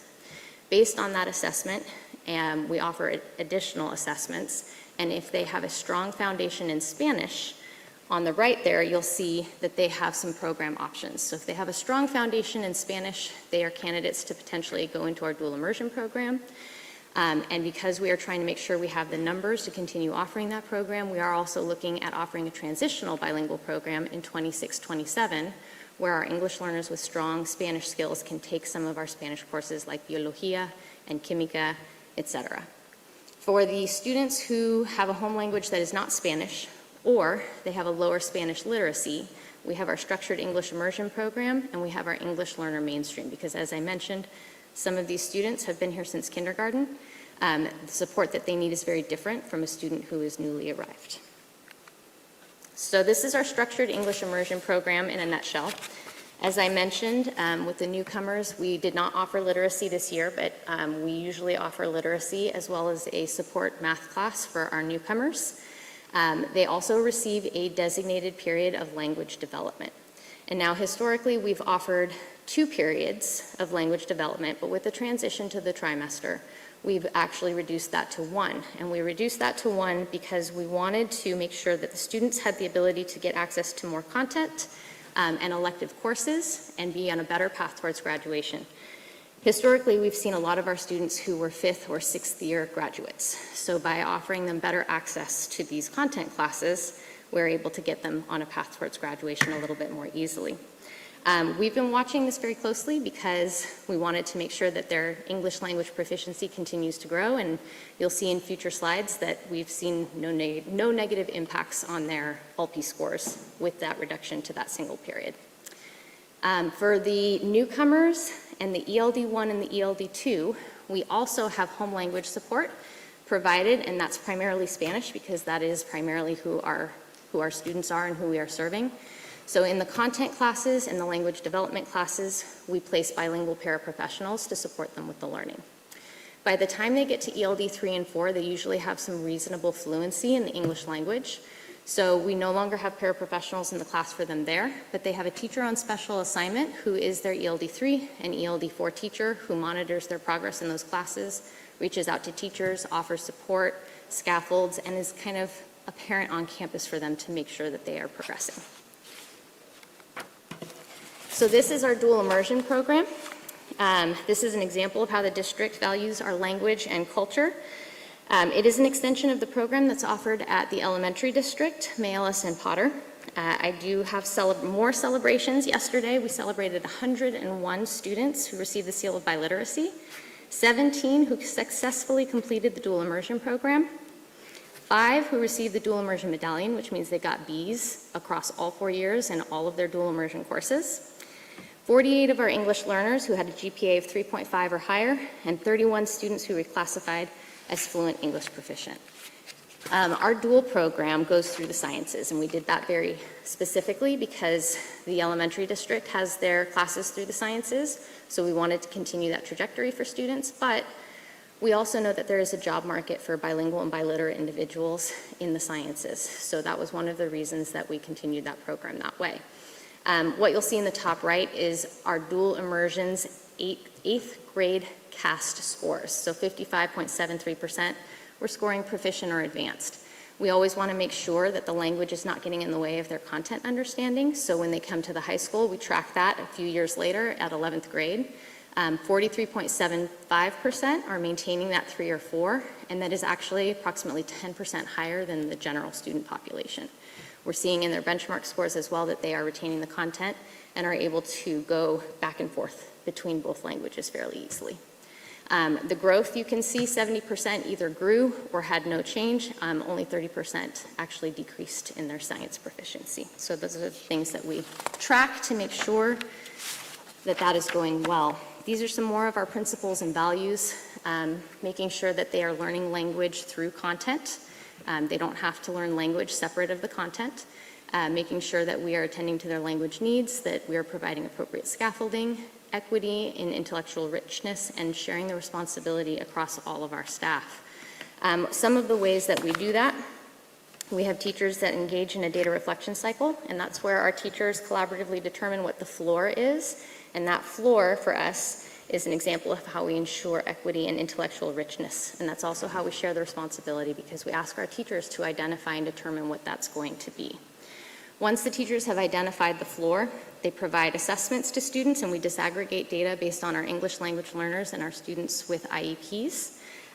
Teachers then get to review that data and collectively discuss strategies and scaffolds that support our ELs and our IEP students. And what we have found is that when those strategies and scaffolds are implemented, they actually benefit all of our students, not just our English language learners. An additional component of that, our teachers are awesome because in addition to doing that reflection process, they go one step further and they do department-based learning walks. So they go into each other's classrooms, they get a chance to look at what students are actually doing because we know that assessment data is great, but it's not the only data that's out there. So this is an opportunity for them to see what students are doing and continue that conversation about what they would like to see them doing in classrooms and what types of strategies and supports they can offer. As I said, we have wonderful paraprofessionals, and I cannot extol their virtues enough. This is a variety of the things that they will do for us, but they work in our ELD1, ELD2, and our content classes. They also do a lot of small reteaching in groups. They work during Warrior Pride Time with our students for math tutorials, and they really are just a phenomenal group, and they are a tremendous support to our English learners. Now, as I said, we're going to have a lot of things to smile about because we have a lot of places where we've seen our English learners progress and progress significantly in some places. So you'll see for English language arts, math, English learner progress, college and career, we've basically gone up in all areas except for math for our long-term English learners. And what that means when I drill that down a little bit, we'll start with our A to G rates.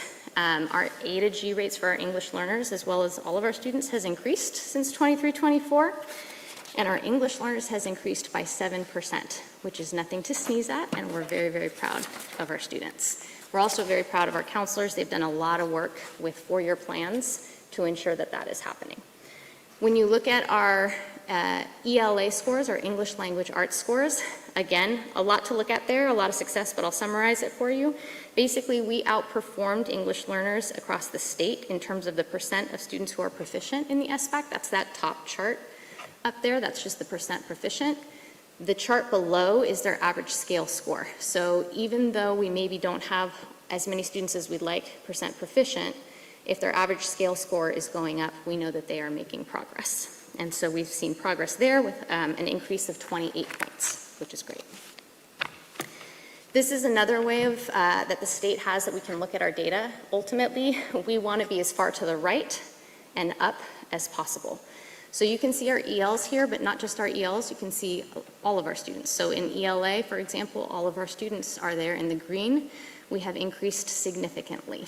Our English learners, our long-term English learners are on the far right in the orange, also because they increased significantly. So we are very, very proud of our students in ELA. These are our math scores. So while we still see a low percentage of our English learners scoring proficient and advanced in math, you'll see that the average scale score for ELs has improved by 9.1 points since 23-24 and 44.3 points since 21-22. This is just that same data, but you can see it on the placemat. So as I mentioned, our long-term English learners are there in the red. They're to the left and below. That's not where we obviously want to see them. But you can see that to the right, we have our English learners, homeless, and students with disabilities all have shown increase, and then some significant increase for all of our students, our socioeconomically disadvantaged, and our Hispanic Latino. In science, also, like I said, just more positive data for us to look at. Not only have our ELs improved in the science assessment by 5.9 points, in 24-25, it was the first year that they tested as proficient or advanced on the assessment since 18-19, so we are now on the board. So scale score-wise and students actually showing proficiency, we are seeing that increase in science as well. Placemat for science for the entire district, again, lots to celebrate. We have quite a few demographics there in the green with all of our students are homeless, are socioeconomically disadvantaged, and Hispanic Latino. Our English learners increased significantly, and our long-term English learners increased moderately. One of the things that we have implemented in the program this year was based on 23-24 LPAC scores, which you can see there on the left. It's out of 3, and this is the reading component of the assessment. So you can see that there are far more students in the lowest level of a 1 than we would like to see. So one of the things that we decided to do is offer Read 180 at both Fallbrook High School and Ivy High School, and this course is open to students based on a placement policy, and it's open to all students. So this is the course at Fallbrook High School, and so you can see that 52% of the students in the course were English learners. We have English-only students who are not scoring proficient on the CASP, and so we have some of those students who also need support in literacy, and some of them end up in Read 180 as well. 66% of the class were male. The students who are in that course are concurrently enrolled in English 9 so that they're getting additional reading support. And so 52% of the students managed to get C's or better in English 9. It was a component of one of the placement policies for getting into the course was they had to have had a D or an F in 8th grade. So the fact that they have a C in English 9, especially with the transition to high school, is really quite impressive. 28% are demonstrating standards progress on our benchmarks, and 21% are doing both, because sometimes we have kiddos who test really well but maybe are not doing as well in the class in terms of their grades. We know there's about 41% who will continue to need support, and so we are looking at ways we can do that during Warrior Pride time next year. Like I said, We did go down to a single period of ELD, so that was something that we have been watching and monitoring. After the pandemic, our language proficiency scores dropped in 21-22, dropped again in 22-23, but in 23-24, we began to see an increase in their growth. And in 24-25, we saw growth at Fallbrook High School of 6.7%, and then tremendous growth, huge shout out to Ivy, of 34.2% for a district-wide growth of 9.6%. And shout out to Herman and Lauren, because I know they did a lot of individual conferencing with students, and the Read 180 was a part of, I think, the success there as well.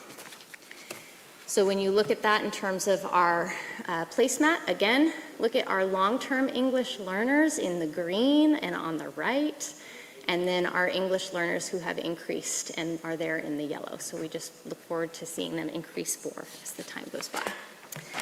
I apologize because this is not the English learner chart, but this is our overall chart for CCI. And we did see growth. We saw growth for our ELs as well. So 25.8% of our English learners are graduating prepared, which is a 6% growth from 23-24. Our long-term English learners grew 12.4% from 23-24 to 35.1%.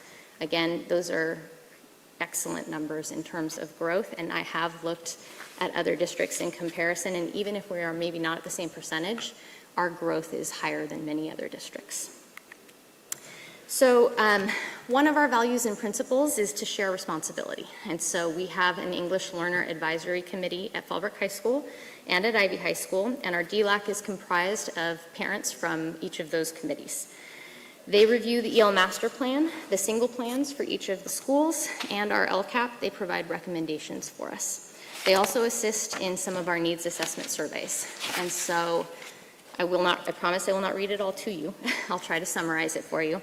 But historically, and I think you've heard this in some of the feedback you've gotten from other stakeholders, but it has been challenging to get parent responses to many of our site and district-wide surveys. We usually have less than 150 parents who respond to any of our surveys. But our DLAC committee has been wonderful because they always try to assist us with ideas. So some of their ideas were providing that survey during our ELAC meeting, which we did. We also have our bilingual paraprofessionals making personal phone calls to solicit feedback from our parents. Even with personal phone calls to individual parents, we had 40 participants in our English learner survey. And so you'll see that there's a lot of really positive results there. Parents that feel like the programs are being explained, that they understand A to G completion. 52.5% feel like teachers are reaching out regarding academic progress. 90% feel welcomed at our school. 85% agree or strongly agree that their student can reach out to an adult on campus. There's been a lot of important and valuable feedback that we have been receiving, obviously, from our teachers, our students, and our parents regarding the trimester.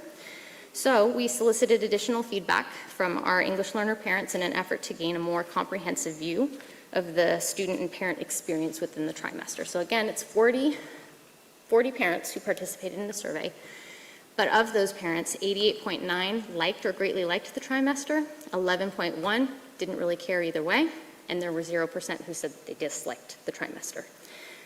We also provided that input at one of our ELAC meetings, which I'll show to you later, and our DLAC committee voted unanimously to keep the trimester at both Fallbrook High School and at Ivy High School, and wanted to present that as a recommendation to the board. Again, a lot of writing and a lot of feedback that we've been doing to solicit from our parents in either LCAP meetings or DLAC meetings or ELAC meetings.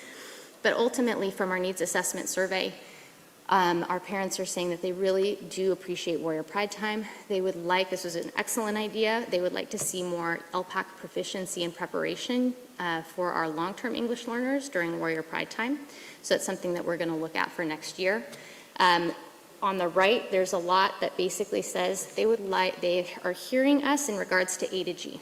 They really appreciate the information on A to G, but they would like more steps to understand how they need to get A to G, grade level milestones, how to apply for college. They would like a little more guidance in those aspects of college going. So like I said, I'm not going to read all of these to you, but just to summarize, they want us to continue workshops and communication about our programs and our events. They really enjoy our college visits. Dual enrollment is a positive. They ask at Ivy High School to continue integrated Math 3, Read 180, our A to G courses. They like our AVID program, our beginning teacher induction program, our bilingual liaison, international baccalaureate classes, Saturday Academy courses, and supports for our English learners in ELA and math. Parents are requesting more communication and more varied communication, such as multiple reminders prior to workshops, flyers, handheld communication that can be put as a visual reminder, and more proactive communication from teachers and counselors at Fallbrook High School. So like I said, we did want to make sure that we had a robust input in regards to the trimester, because we're very aware that there are some legitimate concerns from our parents, our teachers, and our students. So at one of our ELAC meetings, Aime Bacanava and Jorge Rojas asked our ELAC parents to provide their input. So parents identified some similar things that you guys have already heard. They have identified the similarity of the trimester schedule with college schedules and a college setting, better course access, flexibility in scheduling, credit recovery, alignment with athletics, and opportunities to meet new people as the positives of the trimester system. The challenges that they expressed were the complications with challenging courses such as AP and IB courses, which we've heard, barriers for teachers with their students, which we've also heard, the short grading periods, and the lack of communication to parents about implementation. Like I mentioned before, we provided the ELAC committee information. We also provided the same data that I just provided to you to our DLAC committee. Our committee was presented with the concerns. We made sure to share the concerns that our teachers are having in regards to the trimester and the opportunity to develop rapport with students over the course of the full year, the challenge that students are facing if they want to take more than 10 AP and IB courses. The committee took all of those things into consideration, and they did unanimously vote to keep the trimester as a consideration for the board. A few more things. I promise we're almost there. We asked for some more feedback during that ELAC meeting, specifically around collaboration with our school personnel. So they appreciate that there is interpretation at back to school night, but they would like to see more interpretation offered in the IB and AP classes specifically. They would like more opportunities to engage with teachers, more opportunities to interact with admin and counselors. They're trying to help brainstorm with us to get more parents involved on campus. So they said maybe we should offer some incentives. Consistent materials provided in the parents' home language during parent meetings, and then more opportunities to build trust and rapport within the community. In regards to continually improving our English learner graduation rate, our LTEL graduation rate is in the 90% area. Our true EL is closer to the 70%. They would like us to continue to try to engage parents, improve literacy, improve teacher communication, offer more support in English, math, and the LPAC in Warrior Pride Time, monitor our students more effectively towards graduation, and continue our bilingual paraprofessionals and professional learning with our teachers. In regards to Warrior Pride Time, they had a lot of positive things to say about Warrior Pride Time, but they would like to see a little bit more structure, and there was some commentary about attendance and ensuring that we were holding students accountable for attendance and that there were better opportunities for them to be able to call and clear absences for attendance in Warrior Pride Time. And like I said before, part of our A to G rate can be attributed to the great work that our counselors are doing with four-year plans. So our teachers have said they really our parents appreciate the four-year plans greatly. They would just like to encourage school and counselors to continue to push those A to G requirements, encourage the school and counselors to offer all students the option, requirements, and steps to go to college, encourage the school and counselors to promote AP courses to all students, request more involvement and communication in the development and revision of four-year plans, and they would like to see grade level milestones, presentations, and workshops to assist students in navigating their path towards college or career throughout high school. That concludes my presentation. I am really proud of our students and our teachers and our counselors because we've made tremendous progress, and it's nothing to sneeze at. and it's really hard work that they've all put in to get us to this point. I'm also very proud of our parents because they've offered a lot of very constructive feedback in terms of things that we can do to continue to try to make things better. So, questions? Just to thank you, that was very thorough, and it's really great to get that kind of feedback. That's exactly what we're looking for and need. So thank you for taking the time to do that. Thank you. I have one question. You mentioned on here for the end of the review, or the feedback, excuse me, it was saying that the trimester system existed for a while, productive for students to see or experience them. It prepares them for some college settings. I don't know any colleges that have trimester, do you? No, they don't have trimester. It's not called trimester, but their quarter system operates very similarly to our trimester, and the pacing is part of what the parents are referring to in terms of being more prepared when they get to that pacing at the college level. They're very ready for the pacing. Okay. I know like Cal Poly San Luis is where I went, is quarter.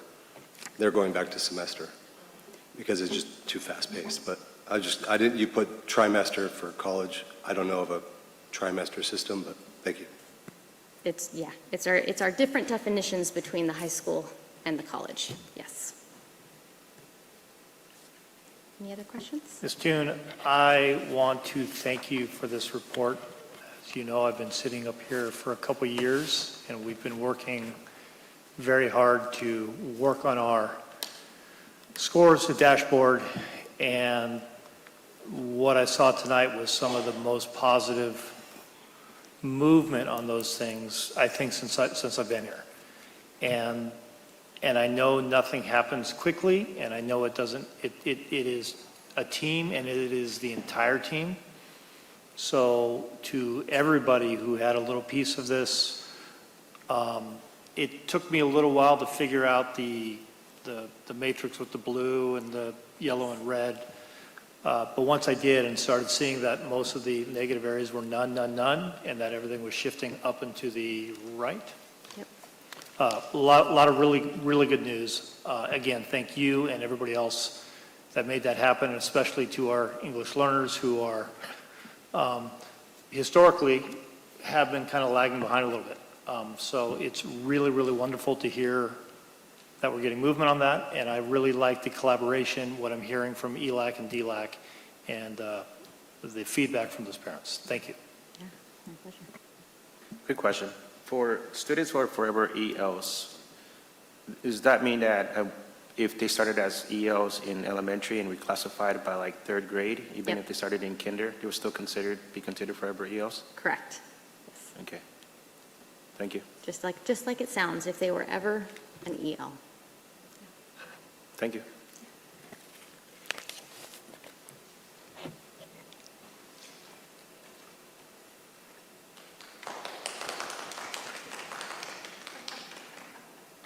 Next, we have public comments.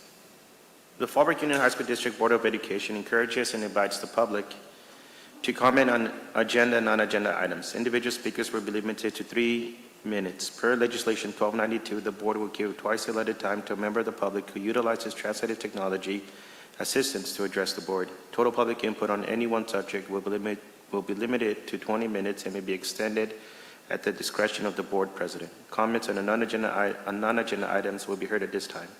Comments on an agenda item may be taken at this time or when the agenda item is discussed by the board. Speakers will be called in order by topic and recorded submitted.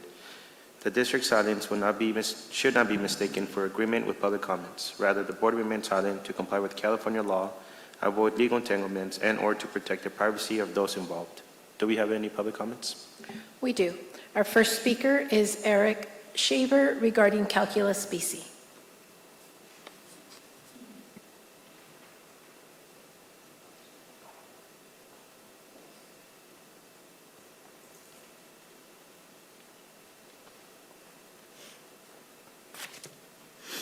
Good evening, board members.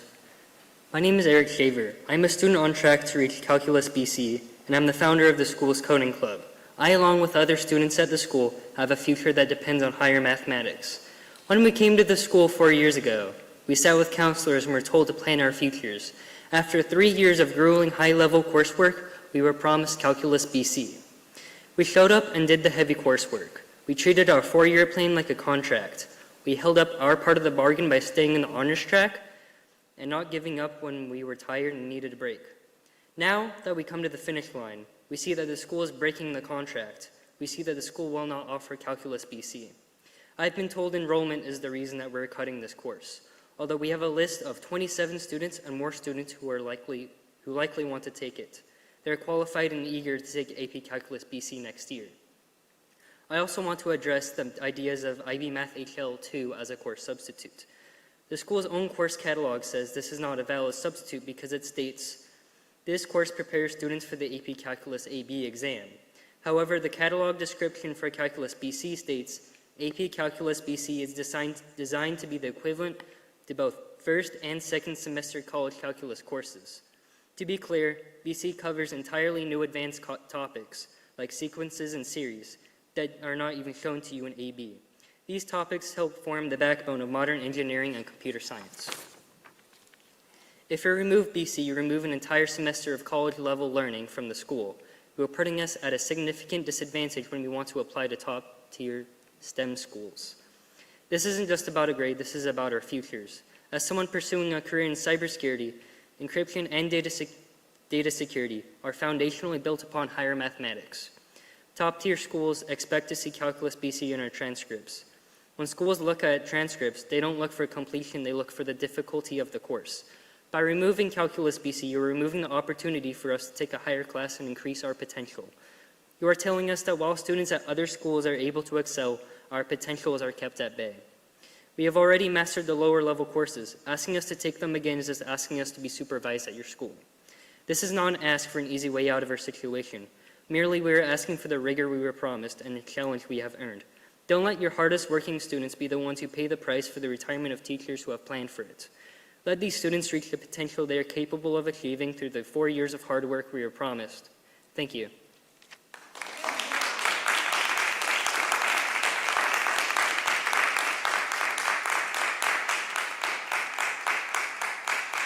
Scott Wiesner, constituent concerns.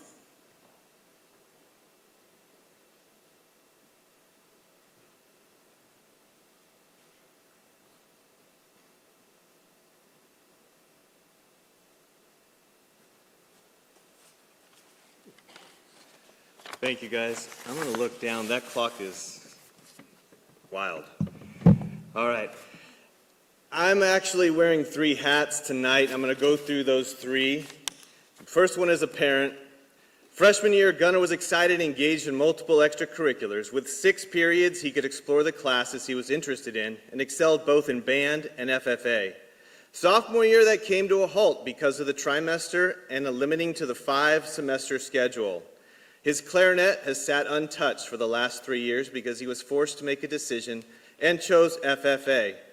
Our family motto is Rise Through Adversity. We are proud of his achievements in FFA as he rose through the ranks to finally become president of one of the most robust programs on campus. Shout out to ROTC and band. I haven't forgotten you. Some of you have taken pictures with our son as representatives of a system that has fought against his success. Rest assured, his disappointment is masked by his achievements. Hat number 2 is a Fallbrook educator.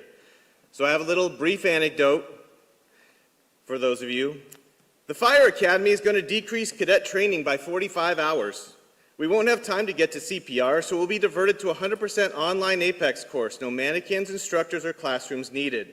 The fire department cadets will fail faster so that we can remediate them online in topics such as fire pathology, manipulated hose poles, wildland fire behavior, hazmat, and aerial operations.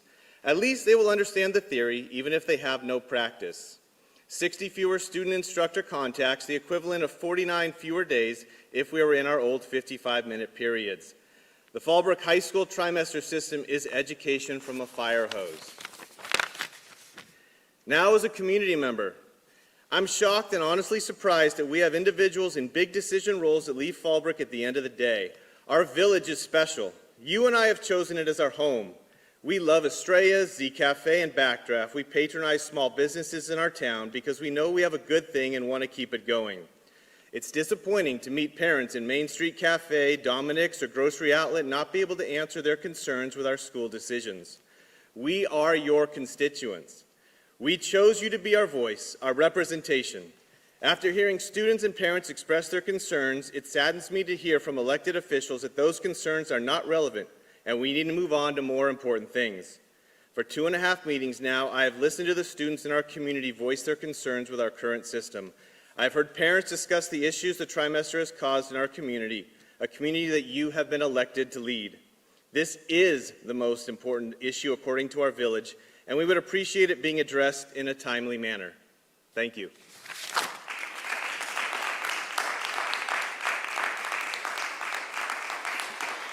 Madeline Avila, dance program.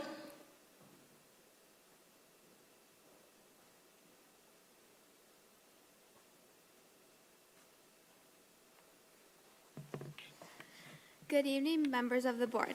I want to first start off by saying thank you for the recognitions that were provided tonight. My name is Madeline Avila, and I'm a senior captain of the dance team at Fallbrook High School. I've been a part of the dance program for 4 years and on the team for 3.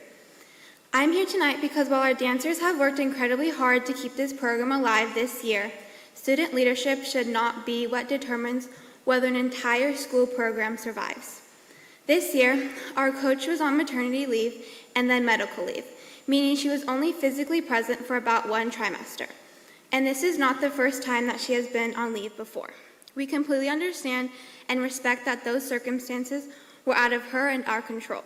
But when that happened, there was no consistent long-term structure put in place to support the program. Instead, the captains, assistant coach, guest staff, and a few supportive teachers stepped in to hold everything together. Captains have helped run practices, organize performances, communicate schedules and information, prepare rallies, support younger dancers, and keep the team functioning while also balancing school, jobs, sports, and our own lives as students. We are put into leadership positions, but this year we also had to take on responsibilities that should not fall almost entirely on students. Even with all of that effort, our opportunities were still limited. This year, we only attended 1 competition, while in previous years, our team has consistently attended multiple competitions.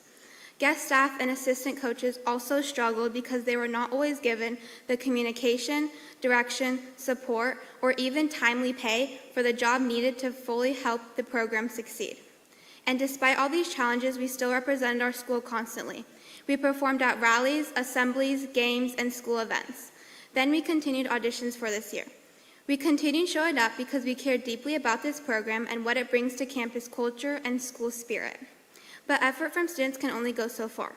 The biggest concern now is not just this year, it's next year. Right now, there is still uncertainty surrounding staffing and support for the dance program, and we have heard nothing. Communication between administration, staff, and students has almost been non-existent. And if this year depended so heavily on captains and student leadership, what happens when those students graduate?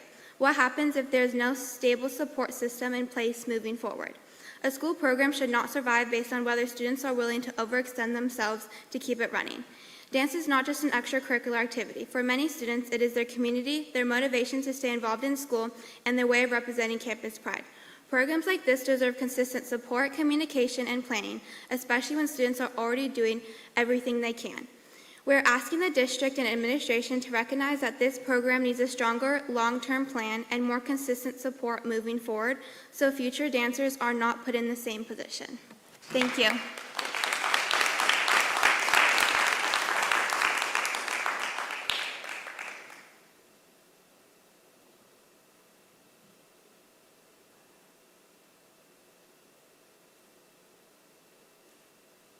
Thank you.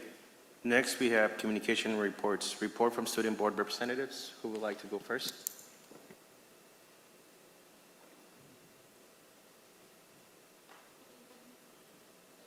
My name is Emma Fierro. I am here to present Ivy High School's board report for the exciting month of May and a little bit about my experience there. As we enter the final weeks of the school year, Ivy is filled with excitement, especially for our seniors who are preparing the next stage of their life. Our school is focused on helping our underclassmen stay on top of their grades and finish the year off strong, offering them all the support they need from our staff. For the month of May, we had a SOCA senior event for students and staff to participate in. Following that, we had some of our students attend prom, and we also plan to have our 90% of attendance incentive field trip this Friday to Knott's Berry Farm, and many more fun events for our students for our last weeks of school. These events aren't just fun, they're vital in building the family culture that makes Ivy so special. They bring us together, create lasting memories, and strengthen the bonds between students and staff. Ivy is often underestimated, but honestly, being there has shown me how much support I have around me, and that's true for so many other students as well. Our leadership team plans on gathering new students for the new school year to continue to bring school spirit to Ivy as our seniors step out. Now, I want to thank the school board for this opportunity. I'm honored to be here representing Ivy High School, but to have also been a part of the student board members, giving me the opportunity to share with many of you on what we've done over the course of this school year. Being an Ivy student has meant the world to me. It's not just about academics, it's about the community we've built together. As a senior entering my final weeks of high school, I'm excited to see where the next chapter takes me and to further my education, but I'll always remember how I got here. Thanks to the incredible support of Ivy and its staff and the amazing environment they've created. Personally, Ivy has helped me realize my potential. There was once a time I doubted my abilities, but the staff and environment here have shown me that I can achieve so much more now that I'm in a great position, and I truly believe that Ivy is an invaluable resource for student growth and is not something to be underestimated.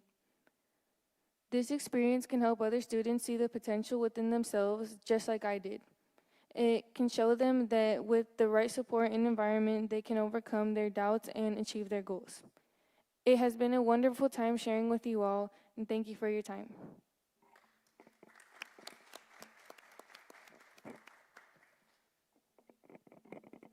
Good evening, everyone. As you may know, this is my final report to deliver on behalf of Oasis High School. I want to thank you all for giving me the opportunity to learn about the important behind-the-scenes aspects of keeping the district running and thriving, and I truly appreciate everything you all do. I'd also like to thank the Oasis staff for their relentless dedication and support for each student, making it another successful school year. With less than 3 weeks of the school year left, students are mainly focusing on submitting their remaining assignments and completing final exams. The Oasis graduation will take place on June 2nd at 6 p.m. Students are also looking forward to the senior recognition, which will take place tomorrow night. We appreciate everybody who played a role in organizing and supporting the event. Additionally, AP exams began last week and will end this Friday. Our students can take AP courses in person at Fallbrook High or online via Apex, though there are a select few that are offered. Many of our students are also grateful that the district is able to cover the expense of the exams, which has been integral to making these classes much more accessible. This time of year is definitely exciting for all students, but our staff continues to ensure that the underclassmen remain focused on the goals ahead, whether it is in relation to service hours, graduation, college prep, or entering the workforce. That is all I have to share for tonight. Thank you for your time. Good evening, trusted members of the board. My name is Ashton Trujillo, and I am very excited to be here with you today to discuss the Fallbrook of Fallbrook High School, the progress of Fallbrook High School, as this is our last board meeting of the 2025 to 2026 school year. Since we last met, students have been immersed in academics and sports, and as the end of the year approaches, students have begun testing for AP exams. In April, juniors underwent state testing. To soothe nerves and encourage a positive testing environment, ASB passed out donuts on the first day of testing, hosted Love on a Leash during lunch, and hosted other interactive games. Later in April, ASB hosted a blood drive that was open to all high school students and Fallbrook's many community members. Moving into the month of May, ASB successfully put on an engaging Spirit Week, which was accompanied by community developing lunchtime activities. The theme was based on prom, which was Elegance in Manhattan. The Spirit Week was a fun way to create excitement for prom, which was last Saturday, May 9th. As previously mentioned, the theme was Elegance in Manhattan, and the junior class worked diligently to put on a prom that everybody would enjoy. There were dual dance floors, hors d'oeuvres, a mocktail station, desserts, and various games to play with friends. Overall, the night was very successful, and the couple crowned prom king and queen were Valeria Castaneda and Jackson Day. As the end of the school year rapidly approaches, sports advance further, and the seniors prepare for the end of the year. The senior class will host activities exclusive to seniors across all campuses to kick off the end of the school year. There will be a multitude of activities for seniors to enjoy, such as Senior Sunset, a senior pep rally, and even a Senior Spirit Week. These events will take place from the 25th to the 29th of May. Graduation will commence on June 3rd. Lastly, I would like to thank you all for everything this school year, and I look forward to next year. Thank you.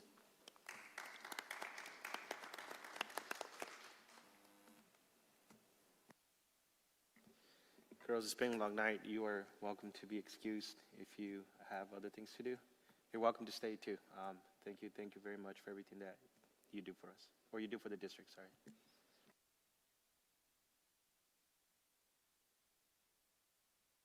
Well, in that case, just real quick, before you do leave, I want to thank the three of you very much for the commitment to being on our board.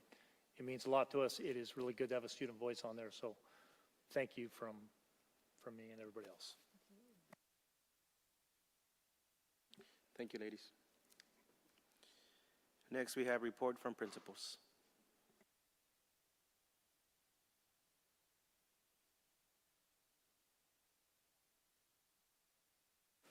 Good evening, everyone. Our student board reps did a beautiful job, as always, sharing all of the opportunities that we've had over the past several weeks, especially to build culture and community within our schools, regardless of whether or not they've chosen an alternative ed pathway. As the theme of the evening has been, we have spent a lot of time at the end of the year focusing on celebrating all forms of success for our students. On June 1st, Ivy will be closing out our year by celebrating our Ivy Awards. Following our graduation rehearsal, we'll be holding a family-style luncheon, and we're going to celebrate many of our different students' accolades as we come back together one last time as an Ivy family before we send our graduates across the stage. We are also excited to be celebrating a number of our Ivy and Oasis students tomorrow evening, in addition to our Fallbrook students at the Senior Scholarship and Awards Night. Unfortunately, I will not be able to attend because Ivy will be at our Innovative Schools celebration, but I do want to again commend the success of all of our students and that all three schools will be celebrated in this beautiful evening. We will be celebrating our graduations for both schools on June 2nd for both Ivy and Oasis. Ivy's will take place at 3 p.m. and Oasis's will take place at 6 p.m. We go out of our way to ensure that all of our graduates receive a beautiful graduation ceremony with all of the pomp and circumstance they deserve, despite the fact that they are rather short and sweet. Again, I just want to echo the sentiment of Mr. Jones that we've had really, truly amazing board reps this year. Kira, in particular, has been serving us for 3 years, which I can't even count the number of hours that adds up to, but she is the first student to ever hold that honor. And we have truly an amazing group of student leaders who have lent voice to our schools this year. Again, I just want to thank everyone, our staff and our students, in light of the recent Teacher Appreciation Week. Our teachers and our classified staff are all amazing in making our schools better places. And I look forward to concluding this year with beautiful celebrations that continue to be a testament to the success of our students and our district. What questions do you have for me?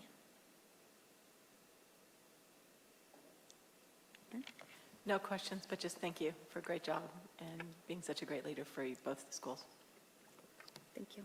Thank you. And congratulations on those numbers for the ELs. That's amazing. You need to tell us how you did that someday. Thank you.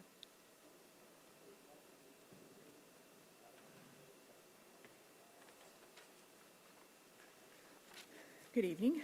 I feel like a broken record, but just talking about some of the things, I know Emily mentioned the biliteracy ceremony last night.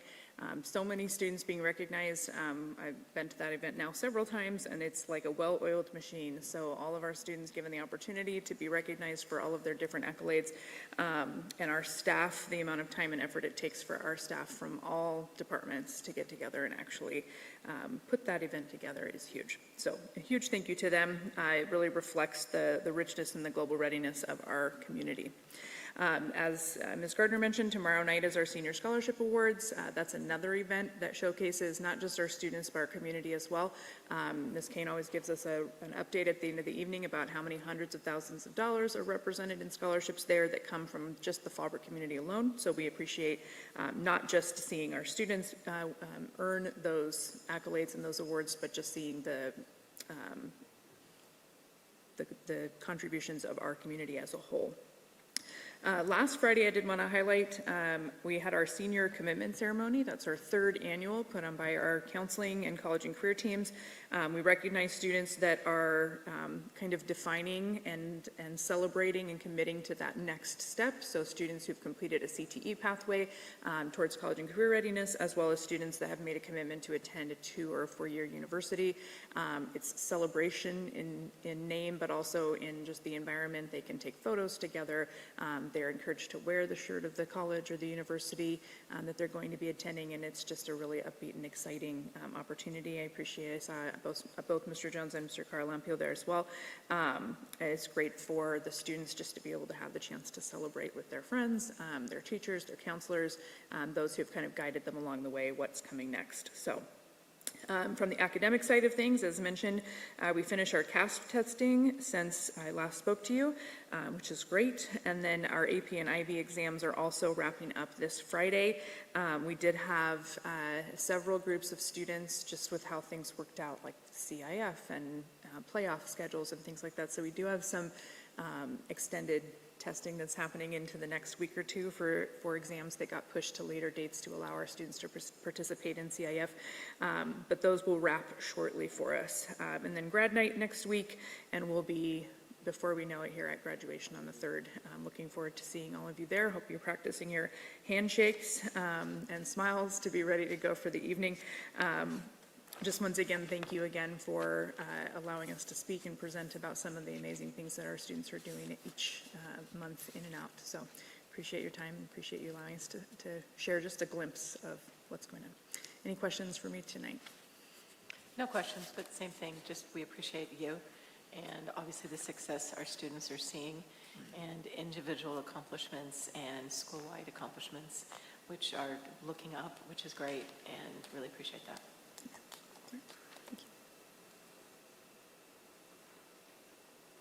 Thank you. Next, we have report from board members. Who would like to go first? I'll go first. I'll be short and sweet. It's just very exciting to see this time of year as we celebrate the success of our students, regardless of whether they're athletic, whether they're extracurricular, dance, band, flags, ballet folklorico, and just seeing the pride that they come toward the end of the year cumulatively of what they've accomplished throughout the year, and that's just really wonderful to see. It's also great to see all the great grades and how many successful students we have, and whether those are 4.0 students or students that have just risen from levels that they were below and done that, and also to see the excitement of those graduates and the plans that they have, and I think we'll see more of that tomorrow night on where they plan to go, and whether it's transferring to a 2-year community college, whether it's going straight to a 4-year, and for their students that find continuing technical education is the route for them. It's just really heartfelt to see, and thank you to all of our staff, our teachers, our classified employees, our administration that really helps guide it. Obviously, the world is not perfect, and there are things that are always room for improvement, and please know that we do take comments to heart, and we are working to always improve things and make things better for our students all around. So thank you. It's an exciting time of year.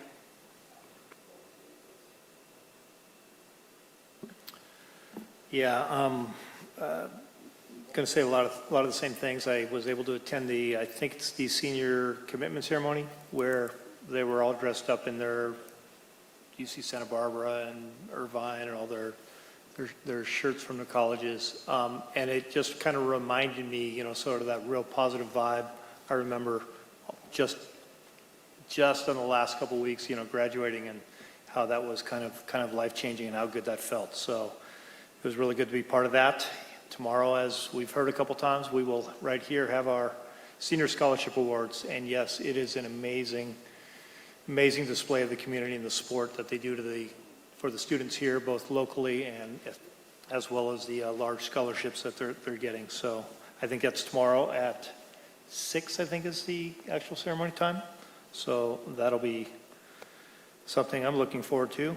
The other thing I want to talk about, and she already left, but I want to kind of call out our student representative from Ivy, Emma Fierro.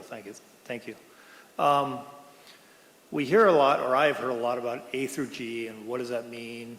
And I've talked to people in other school districts, other board members. Not all schools have that requirement. We're maybe a little bit more on the leading edge there. I believe, if I have this correct, we have 2 students from Ivy this year who, because they have A through G classes and because of a lot of hard work between them and their teachers, are going straight from Ivy to Cal State San Marcos. And I want to just say how remarkable that is, because the fact that these students ended up in Ivy, they would probably be the ones that get left behind and don't take A through G classes if the system is sorting people kind of at the beginning. There are other school districts. Vista is working hard to try to get to A through G. I've talked to board members from larger districts like Oceanside who was like, we want to be more like Fallbrook because of a lot of the good things that we're doing here. I already talked about the good test scores we had with EL, so I don't need to comment on that again. But she is the success story for A through G, and I'm very, very proud of her and her friend. I can't remember her friend's name, and all the good work that's happening in all 3 of our schools. Thank you.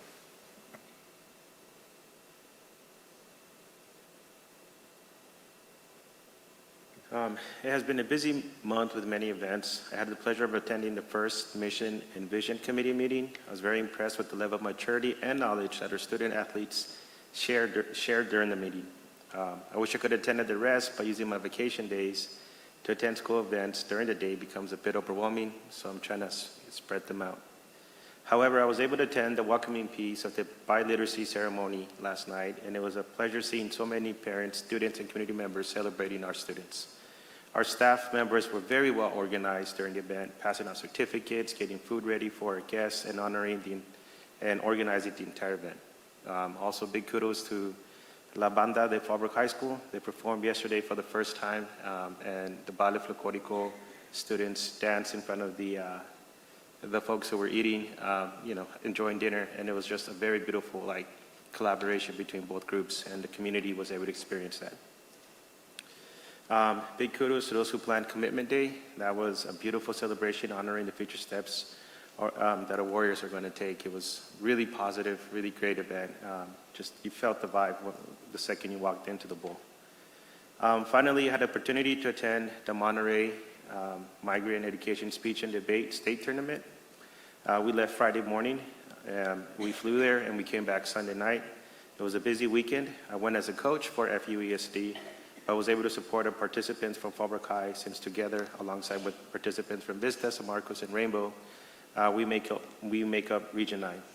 In summary, the event was a huge success, and seeing our students shine was definitely worth the long but exciting weekend. Thank you.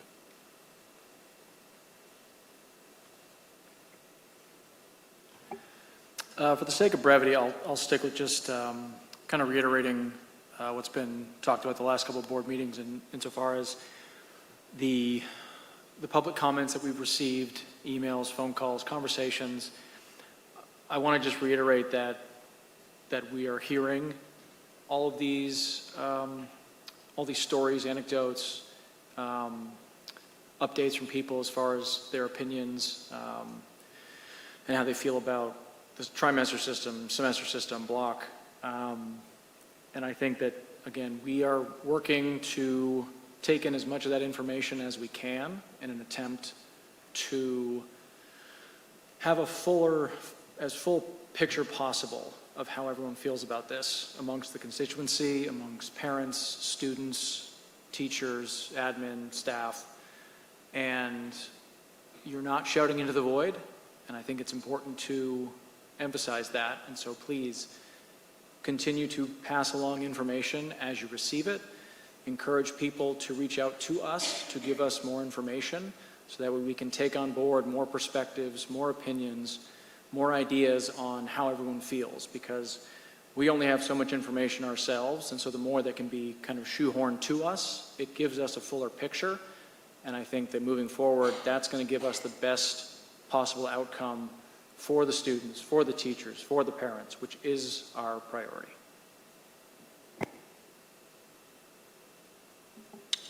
Last but not least, excuse me, shout out to boys volleyball. Finished up a good season. Boys had a lot of fun. Still impressed by the coach, though. He stands out to me. Everybody seems to love him. So I want to thank Alana for coming in and speaking.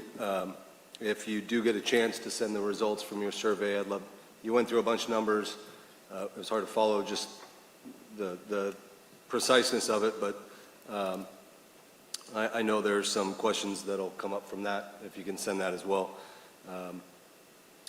I won't jump into what it sounded like, because I'll get my numbers wrong, but if you can send that. And again, you know, kind of beating a dead horse, but as far as the public comments, I appreciate, they left. Students, I should have gone first because the student was here. The students that stepped up to talk about dance and calculus, I appreciate them. That's not easy for kids to step up and talk, especially in probably the longest meeting that we've had all year, if not a few. And then the multi-parent, multi-hat, Mr. Weisner, I too am a multi-hat wearer. I do have a daughter at the school, and I have nieces, I have nephews, I have kids coming up in the school, so I hear the public comment tremendously because it directly affects many of my hats. And ironically, the issues that do get brought up directly affect me in my family from all the public comments. So I appreciate things that get brought up, whether it's the schedule, the classes, the dropping of classes, or the staffing. They do affect me as a community leader, a parent, an uncle, and so I do hear those frustrations, not just from the public comment here, but I spend a great deal of my time off taking phone calls, emails. Grocery outlet specifically seems to be my go-to place to shop. I spend a lot of time there, not just shopping, but listening to community members. So I would just remind, it doesn't go on deaf ears for dance, for calculus. Those are things that affect the students directly, whether it's a small population or large, it shouldn't matter. They are heard. I remind, whether I'm your constituent or one of us, please reach out to us. Stop me in the grocery store. I'll give you his number.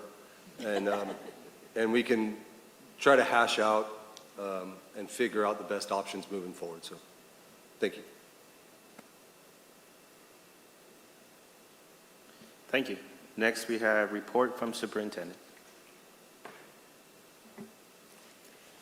So last week and this week, we have been proudly celebrating Teacher and Classified Staff Appreciation Weeks across our district. I want to extend a special recognition to the administrative teams at all 3 sites who went above and beyond to create thoughtful and enjoyable activities to honor our staff. While we know these gestures are small compared to the extraordinary dedication and hard work our employees demonstrate every day, they are offered with sincere gratitude. We are thankful to our partners, including PTSA and organizations like Schools First Federal Credit Union, who support, along with the personal contributions of our administrators in both time and money, make these moments of appreciation possible. Tomorrow, I will be treating staff to dirty sodas. Again, a very small gesture of appreciation, but one that I will hope will bring a little bit of sweetness to everyone's day. I would like to thank everyone who attended the FUHSD Educational Foundation Vision Dinner. The ideas shared were very well received, and we look forward to continuing to elevate the work of the foundation in support of our students. A special thank you to Brenda Mefford, Eddie Jones, our talented culinary arts and floral design students, as well as Jackie Mesa and Angie Good for making the evening such a success. Our end-of-year celebrations are well underway, beginning with Signing Day or Commitment Day last Friday. Headed by our counseling team, the event created a joyful and memorable experience for our seniors. Thank you, counselors. A special shout out to Emily Toon, our dual language immersion program, and our world language teachers for the outstanding presentation at last night's Biliteracy Awards ceremony. Tomorrow evening, we look forward to our Senior Scholarship and Awards Night led by Pam Kane, our District Career and Technical Education Coordinator. It is truly a remarkable event that showcases Fallbrook's philanthropic spirit at its very best. While I regret that I will be attending Ivy High School's recognition by Classrooms of the Future, at the same time, I will make every effort to return before the conclusion of the ceremony. Finally, as we enter graduation season, I want to share a heartfelt reminder. Having personally experienced the loss of a loved one due to a young person who was texting while driving, I urge our students to make safe choices.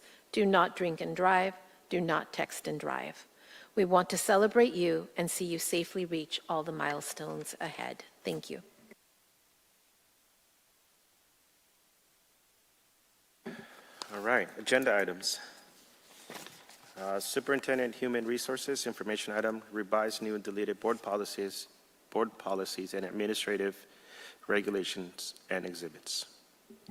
The revised new and deleted board policies and administrative regulations are being presented as an information item for a first reading and will return as an action item at the next board meeting. Ongoing reviews and updates are necessary with board policies and administrative regulations. This enables the district to ensure the policies, regulations, exhibits, and bylaws conform to state and federal law. The district compares its policies, regulations, exhibits, and bylaws with the California School Board Association recommendations. Additionally, the review serves as a reminder to the governance team and staff of the operational principles and implementation guidelines for the district. The revisions allow the district to make the necessary updates to remain compliant. The revisions are in alignment with CSBA suggested language and numbering system. Revisions will appear as a strike-through for deletions and in green highlight for additions. At this time, there are no financial implications associated with the agenda item. Implementation of these proposed revisions should support district efforts to help students attain the goals identified in the LCAP. The revised new and deleted board policies, administrative regulations, and exhibits presented are informational items for the first reading and will be placed on the next agenda for action. Thank you. Next, action item, revised new and deleted board policies and administrative regulation and exhibits. May I get a motion? I move that the board approve in the second reading the revised new and deleted board policies, administrative regulations, exhibits, and bylaws as presented. Second. Thank you. Moved by Mr. Haskell, second by Mr. Jones. Comments or questions? None. Student board reps are not here. Mr. Caralampio votes aye. Mr. Christensen? Aye. Mr. Haskell? Aye. Mr. Jones? Aye. Ms. Rodarte? Aye. Thank you. Next, action item, revised job description, Child Nutrition Services Manager job description. I'll motion that the board approve the revised job description for Child Nutrition Services Manager job description as presented. I'll second. Moved by Ms. Rodarte, second. Moved by Mr. Jones, second by Ms. Rodarte. Comments or questions?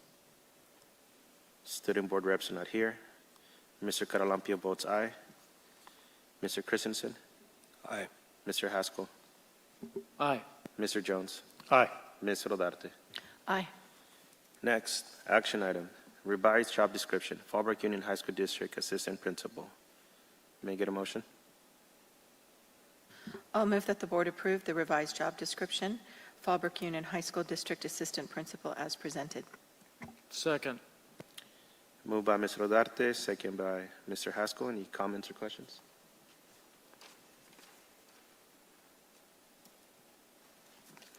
None. Student board reps are not here. Mr. Caralampio votes aye. Mr. Christensen? Aye. Mr. Haskell, Aye. Mr. Jones, Aye. Ms. Rodarte. Aye. Information item, financial impact of instructional schedules. Yes, as promised from the last board meeting where I presented different schedules of like schools, which was the request of the board, that the schedules be from like schools, I now have the budget impacts of such schedules.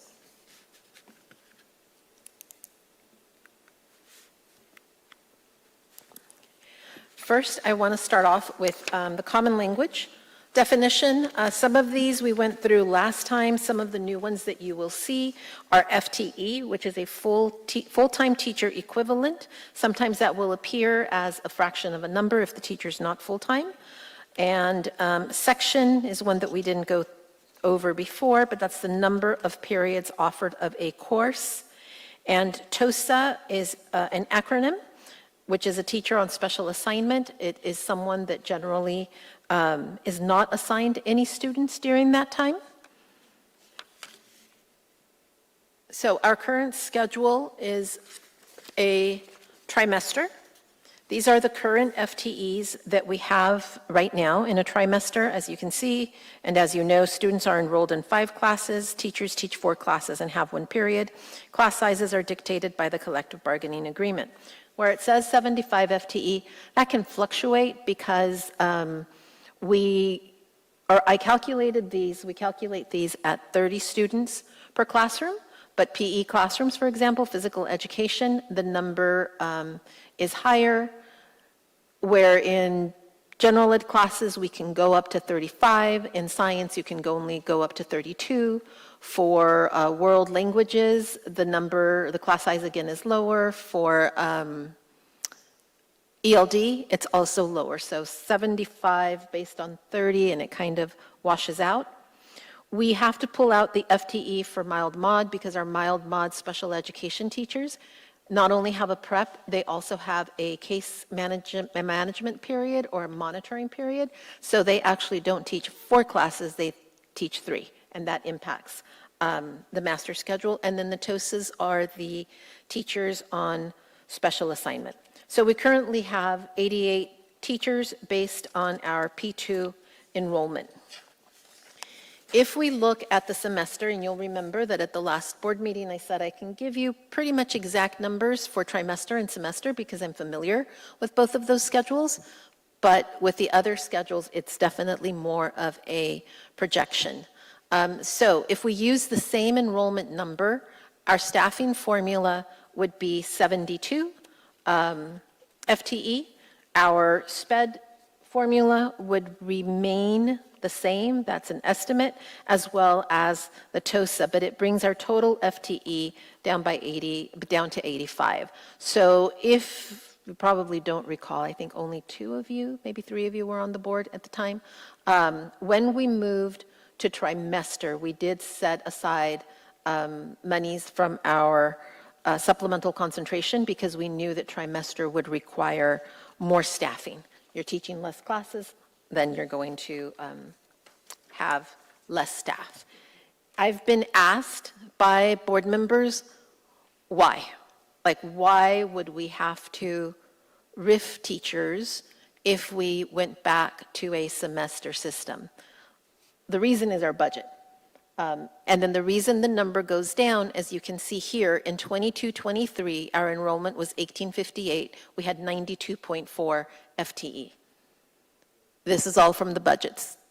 In 23-24, when we moved to trimester, our enrollment had gone down, but we actually increased our FTE to 97.25.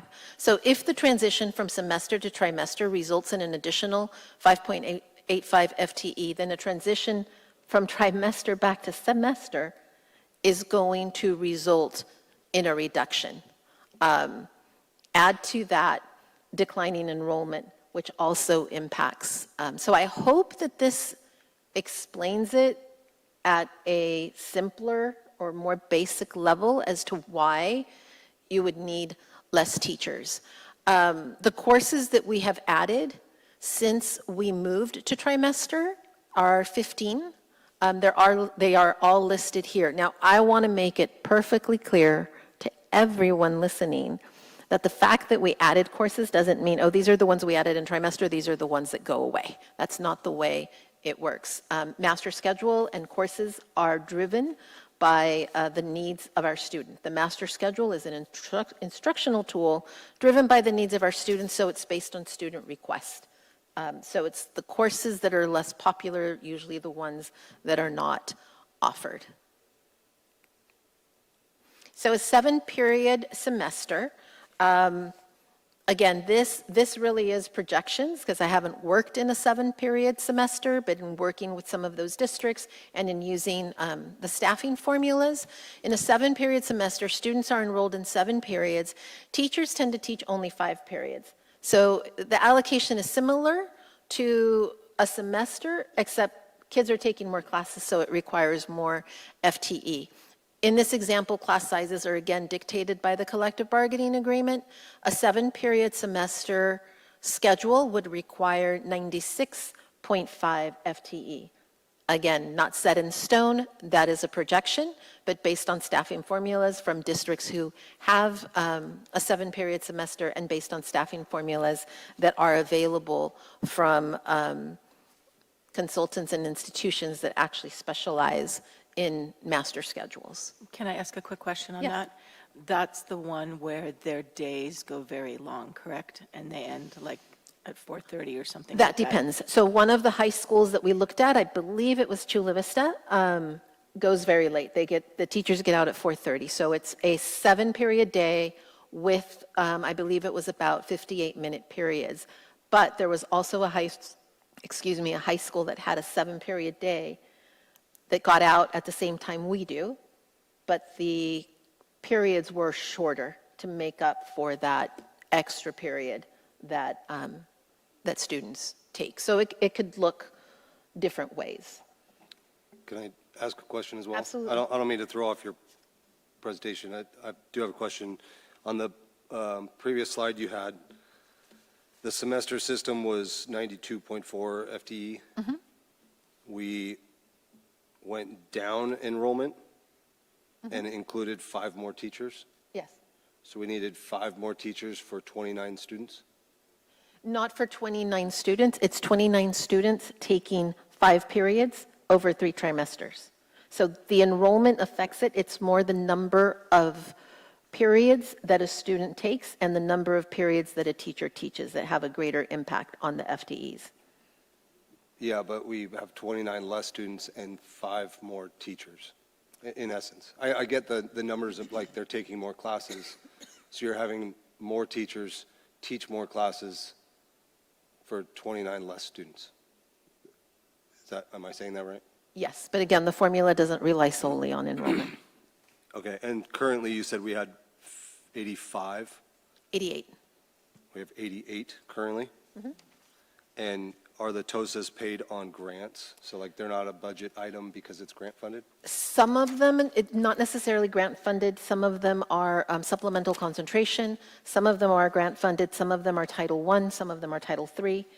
They're all a little bit different. For example, ag, as part of their CTE grant, one of their teachers is required to have a TOSA period. So that's paid out of the ag grant.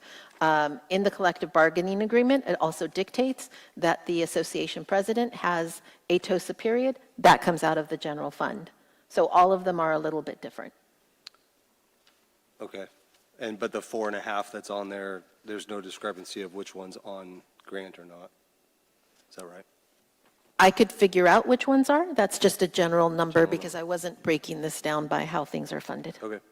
Thank you. The 4x4 block also requires more FTE than a semester or a trimester, but less FTE than a 7-period day. And this example applies to an 8-period semester block. Again, schedules can look very different, but the staffing formula would be the same there. So basically putting a dollar amount to this, the summary of financial implications for Fallbrook High School, because all of these numbers were based only on Fallbrook High School. Like I said, currently, under trimester 88, there's the cost not broken out as to what is paid from what, and that includes benefits, so it's salary and benefits for our teachers. A 6-period semester, so the traditional semester, obviously would cost less because you're using less FTE. A 7-period semester or 7-period semester block, FTEs go up, so your costs go up, and then the same for a 4x4 or an 8-period semester. There are other considerations. You heard some of them earlier today. So there's a March 15th deadline for staff reductions. That's, I think, important for the board to know. Para-educator staffing cost could increase or be reduced depending on the schedule. Again, depending on the number of classes that you are offering or not offering. That was not taken into these calculations. And although the instructional schedule is not within the purview of either association, by that I mean FHSTA or SEIU, the impact and effects of any schedule changes must be negotiated. So an example would be when we moved to the trimester, we added 2 work days to the instructional calendar. They're non-student days, but it allows staff to plan right before a trimester begins. Salaries went up a little bit for that. If we're not in a trimester, we would have to negotiate doing away with those days. Do we pay less? Is that the raise?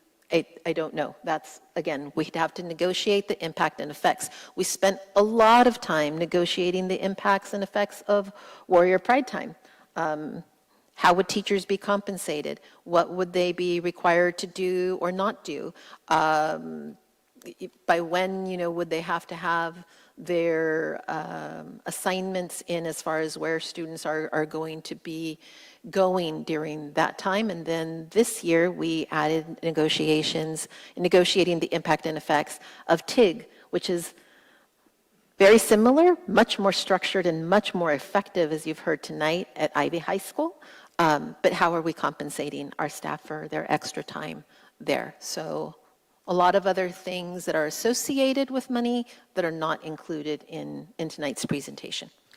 I'm having a hard time understanding how paraeducator staffing could increase or decrease if the school hours are still the same. I mean, instead of sending them to 5 classes, they'll be going to 6 classes. That to me is a little hard to wrap around because, again, So when we not were in the changing hours. semester, you heard Emily, we were on a 2-block ELD. In trimester, we moved to 1. So that would require less bilingual paraeducators, for example. Not to mention, we'd have 3 teachers that would have to be let go if we changed to semester. I think so. I think that's what it was. I'm getting confused with the 3 and the 5. But yes, I think it would 3. Again, it could be more, it could be less, depending on where the enrollment goes. I don't believe it would affect our special education paraeducators as much, but it does still have an impact on paraeducators. But again, those decisions would depend on how we move forward and how we structure things.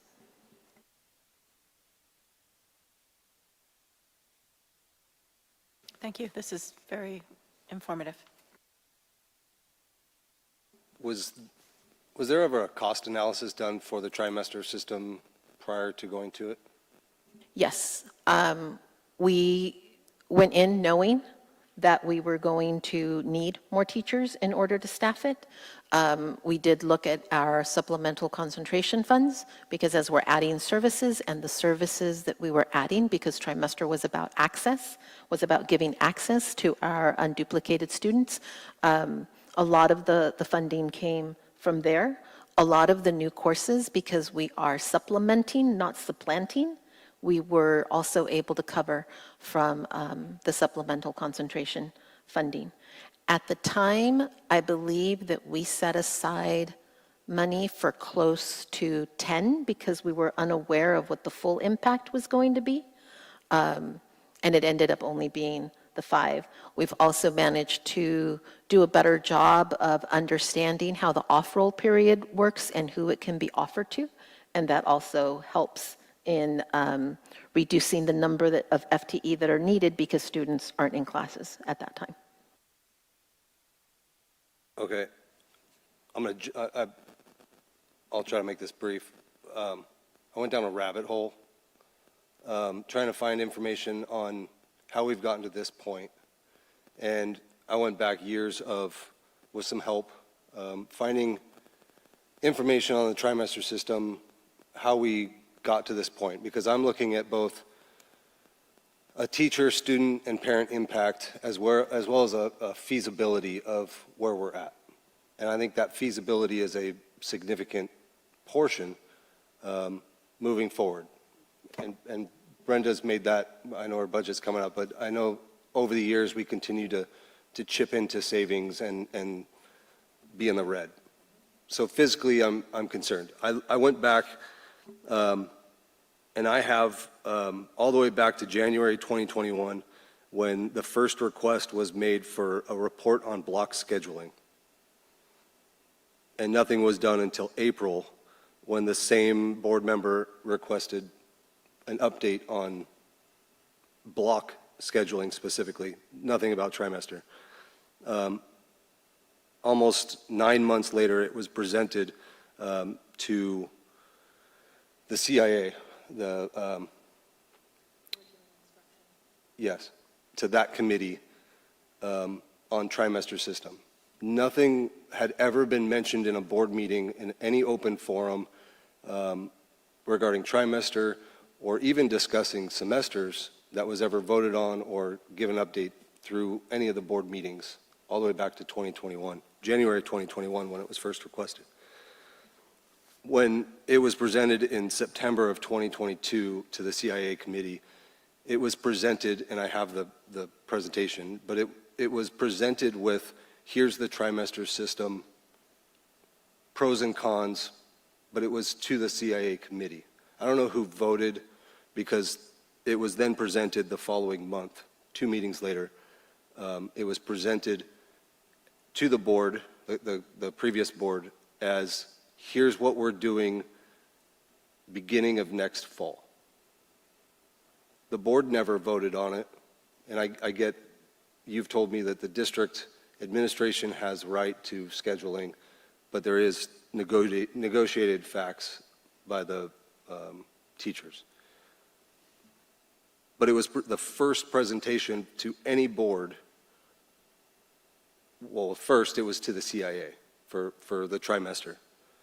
Then 2 meetings later, it was presented to the board stating, this is what we're going to as a trimester in the fall of 23-24. No board vote, no more information. I know that there was probably discussion behind closed doors, but nothing public, nothing transparent to teachers or students, parents, but nothing that I could find in any records of public comment information for trimesters. So it was, I don't know where the trimester system voted in. Maybe you can correct me if there, and I couldn't find a cost analysis of a trimester system that was going to dictate. There's something in the presentation about an increase in FTE. But So we also had much better student enrollment, a much healthier budget, and we've dwindled that down. So I'm not trying to get completely off the path, but somewhere along the line, and I'll let you go, Eddie, in a second, just somewhere along the line, this trimester system was not very transparent, but given as the ultimate, this is what we're doing. And the board, there's no mention of a board voting on it, no action item of a board voting on it, just presented that this is what we're going to, starting, this was in October 24th, 2022, and it was starting the following fall. And I've talked to many teachers that have been here for a long time who were given a timeline of approximately 3 years to see how the trimester system operated, how it worked, how it integrated. And I've heard a lot of, we don't run Aries very well. Our master schedule hasn't been the best. I've heard the blaming of this department, that department. I've heard how other schools have run their master scheduling, which is much different than ours from what I've gathered. My concern is that we are a reducing enrollment community that's isolated of a small pocket of a community that only certain kids are coming to this school. It's not a huge growing community, so we're not increasing necessarily. But fiscally, we are drowning slowly. Okay, Let me finish. Let me finish. okay. So, yeah. So my concern is, and I know we're having a lot of discussion of things, but without getting to where we are, and I haven't seen the feasibility study prior to the trimester, but I'd love to see, I hear from teachers, I hear from students and parents, if we're reducing to a 6-period semester, we're already just on estimations saving money. It seems like that would be a pretty good option moving forward as far as feasibility anyway. Even with the reduction, we've just since I've been on the board, we had, I think the first negotiation, we had 8 teachers that were going to be laid off, and then through retirements and unforeseens, it didn't happen. Now we've had 5.5 and we've riffed 1.5. So I think at some point as a board and as a district, we need to be feasibly responsible moving forward. And I understand losing teachers is not an easy aspect, but I do want a feasibility. Paul, it's hard to be respectful when you talk this long. I just had Emily talk for 45 minutes. I can have my time. Feasibility-wise, as board members, we should be responsible for the community, the students and the teachers, to be able to have good direction moving forward. So first, I don't place blame. I take full accountability. I know others place blame. I've heard it. Secondly, yes, moving to semester is a time-saving factor. Only if you can riff, which we've already seen this board has difficulty doing. I don't know if your dates are correct off of the top of my head. And I know that you spend a lot of time at Grocery Outlet. You need to spend time with me. You need to come in and speak to me so that I can show you all of the information, because I can't do it at a board meeting because I don't know what's going to be asked of me. Yeah, I understand that. And I'm just asking, if I do ask for information, you can email it to me, and then I can review it and have those questions. But I hear you, and I understand that, and I will do better at coming in to speak to you ahead of time or about my concerns. But I will look at the timelines. I want to say it was January of 2021, only because Trustee Caralampio and Trustee Jones were already on the board. I know that Trustee Caralampio had some very serious concerns about changing again. So I do know that it was discussed in board meetings, but I'd have to go back and look at minutes, et cetera. And then we do have the dates or the years that we met and discussed with teachers, because it wasn't only one CIA meeting where that was done. Before anybody jumps in, I do have a couple of comments. Certainly on paper, number-wise, it does look to benefit the district to go to the 6-period semester program.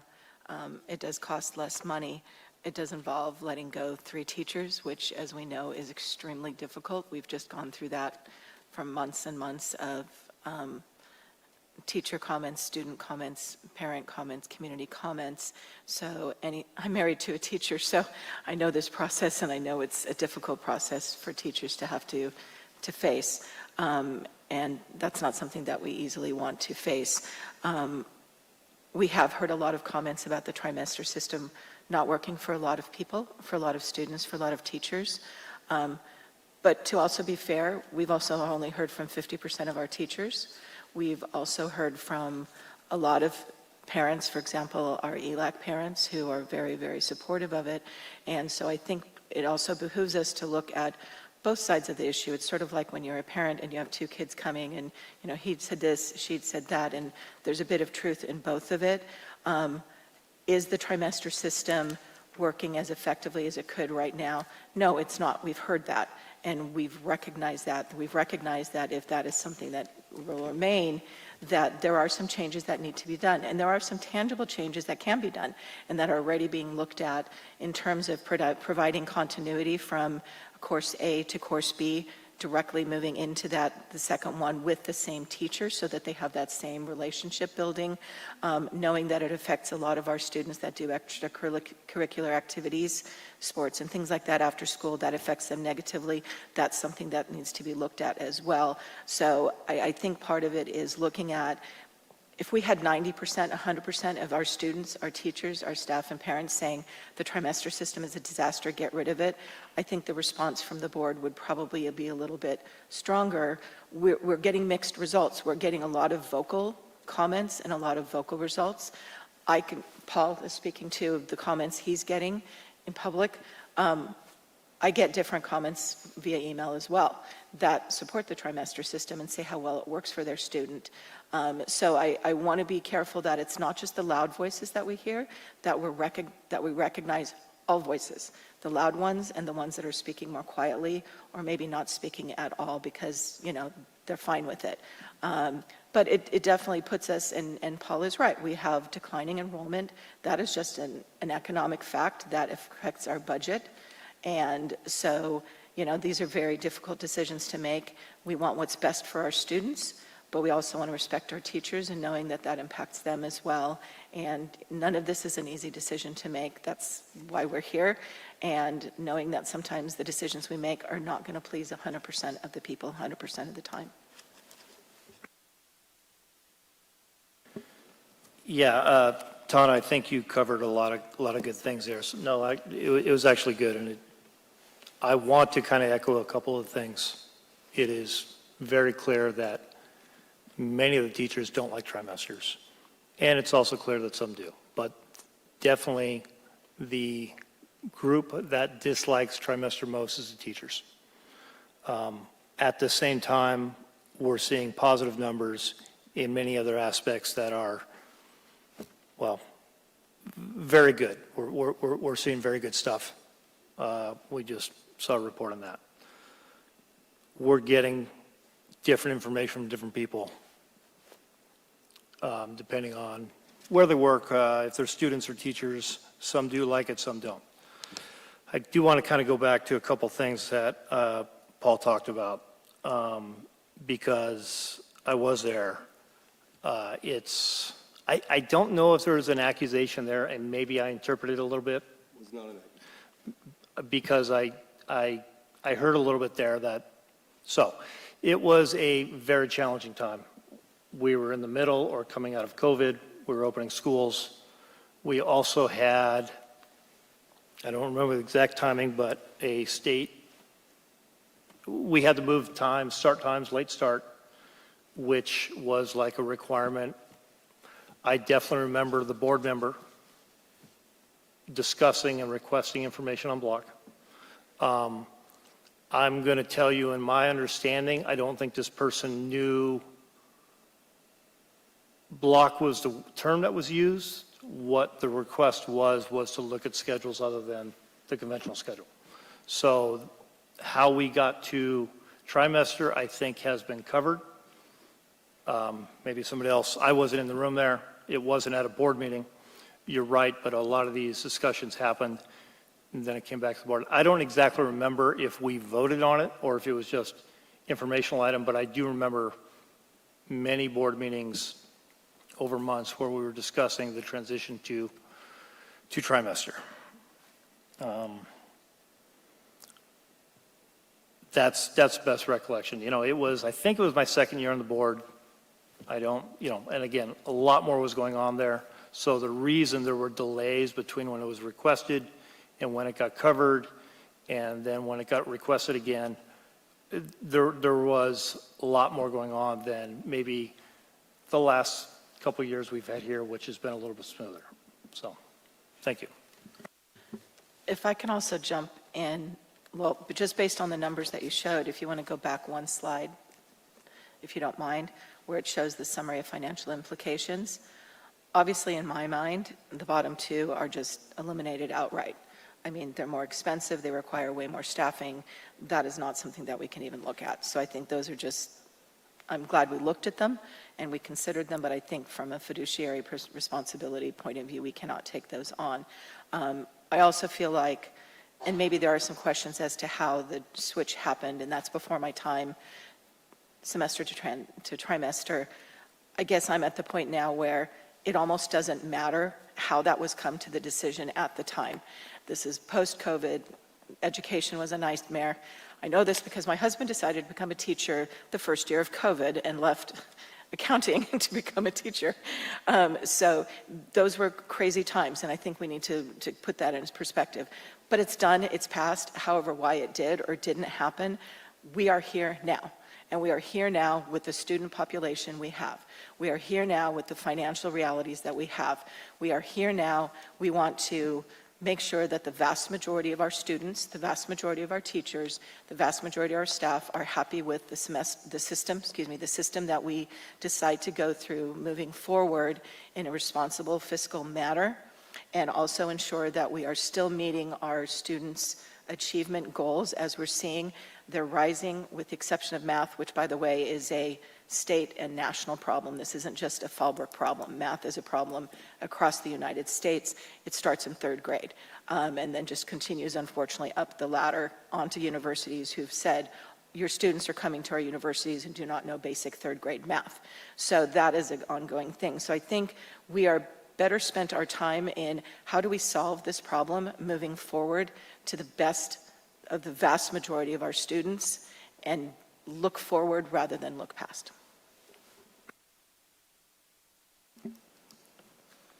I want to give a big thanks to the teachers for the success of our students. Those numbers that we saw earlier were great, and I want to give big kudos to those who are in the front lines helping students succeed.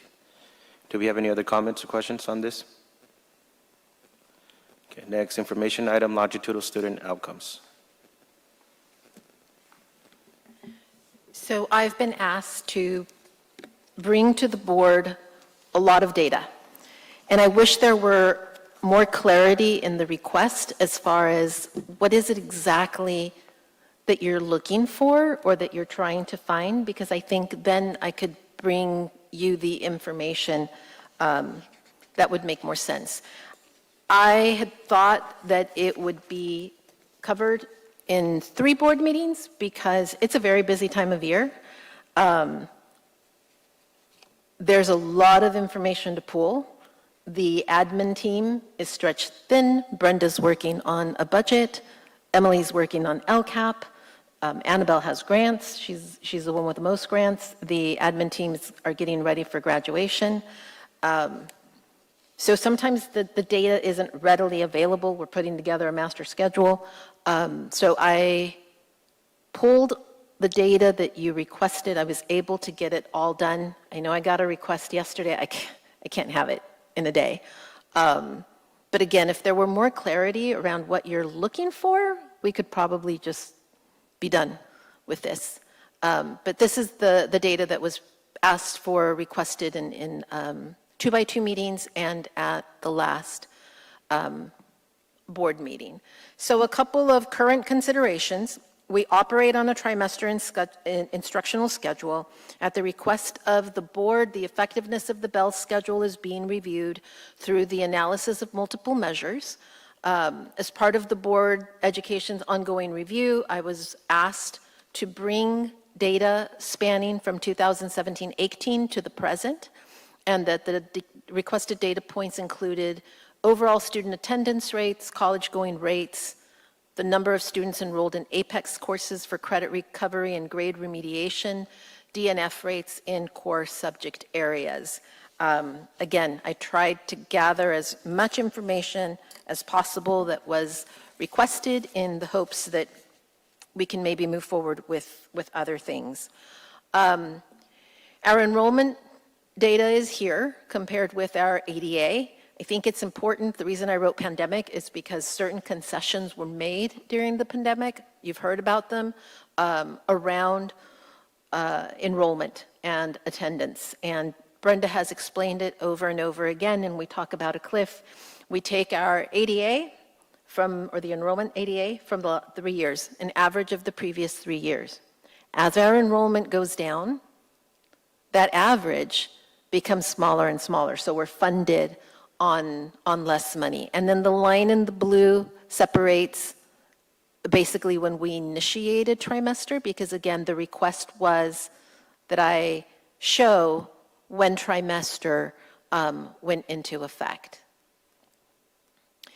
And you'll see a couple of different numbers. So the longitudinal enrollment data and ADA are based on P2, which is the report that we used for funding. Now you're going to see other enrollment reports that are based on our CBEDS data, which is 1 day, 1 snapshot in time in October. P2 doesn't come until around March or April, so the numbers might be a little bit different. I'm not making numbers up. I'm not fudging the numbers. It's just the reality of how the state collects different reports. This is the CBEDS enrollment data. It's all students and our socioeconomically disadvantaged students. So the numbers, again, have kind of gone up and down. This is different, I think, from the presentation that you have, because I thought that you could figure this out a little bit better with the bar graphs than the line graph that I gave you. But the presentation was printed before I made those changes. So that replaces this one? Yes. So our socioeconomically disadvantaged student numbers went up a little bit. They've started to dip a tiny bit, but enrollment, as you can see, has steadily gone down since 2020, 2021. Actually, 1920 to the present. Our students with disabilities, it says socioeconomically. Yeah. Sorry, can you go back one? Nope. Hold on. That one? No, the next one, I think it was. I just didn't understand. There was the attendance. Oh, I'm sorry. Yes, so this is based on P2, which is in March, and it's all these formulas that Brenda has. It's ADA, it's how we're funded. The next slide is our CBEDS, which is what is reported on the dashboard and the state. So the numbers look a little bit different because this is usually taken, I believe it's the first Tuesday in October? First Wednesday of October of every year. They do a snapshot just of enrollment. Okay, maybe I'm jumping ahead, and I don't want to. If I'm jumping ahead, just tell me you're coming to that. I don't know. Enrollment is declining and attendance is declining? Is that how I'm reading that? It went up a little bit from 24 to 25, but is that how I'm reading that? Socioeconomic Our is declining. ADA, this one? Yes, it went down in the pandemic, kind of flattened out. It's starting to go up a little bit, but we did take a dip there.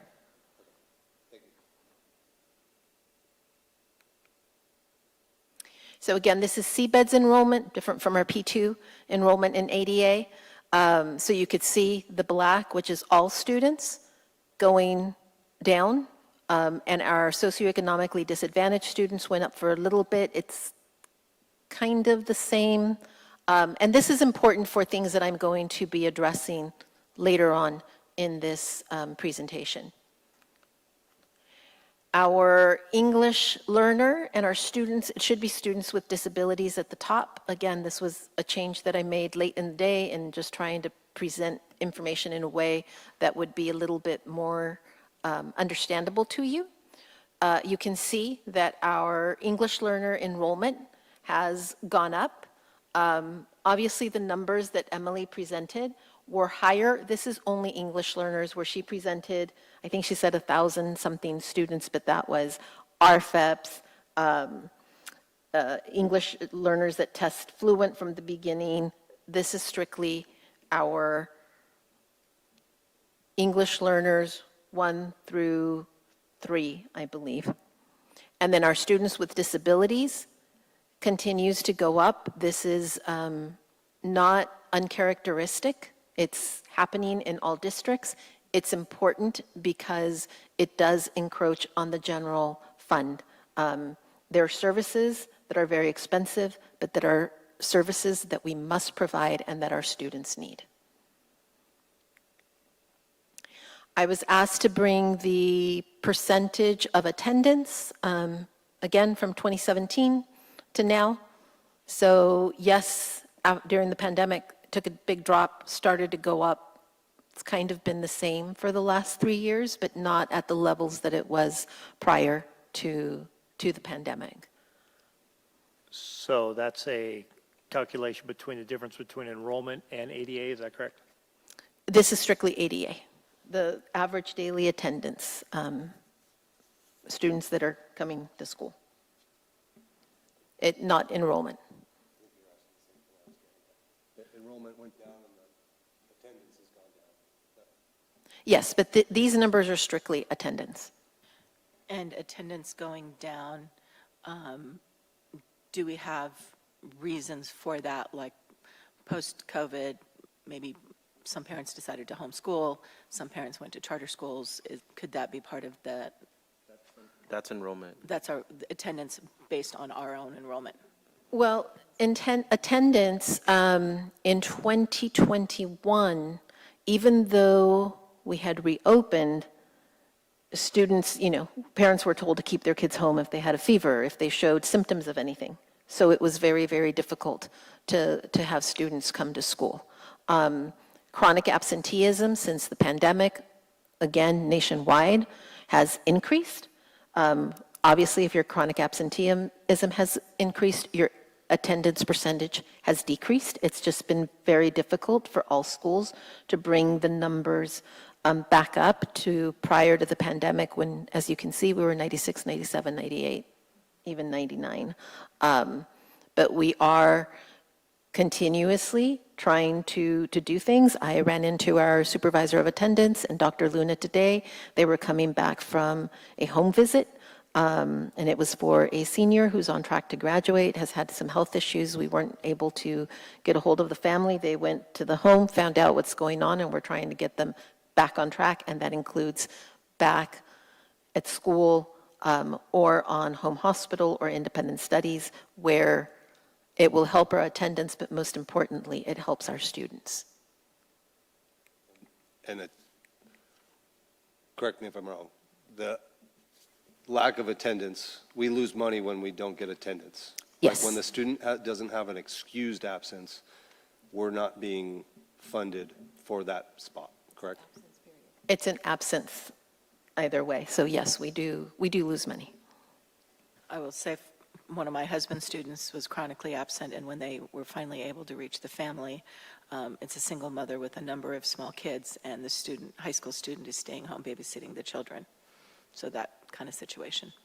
So attendance is one of the reasons that we try to align our instructional calendar to the elementary, because we know that when the elementary students are not at school, our kids will have to stay home. So we work very closely with our elementary district to make sure that we have the same days off, or at least that if our students stay home, their students, the elementary kids, will probably still go to school, but when it's vice versa, it does impact us. I was asked to bring the Fallbrook High School college going rate. This is through NASP.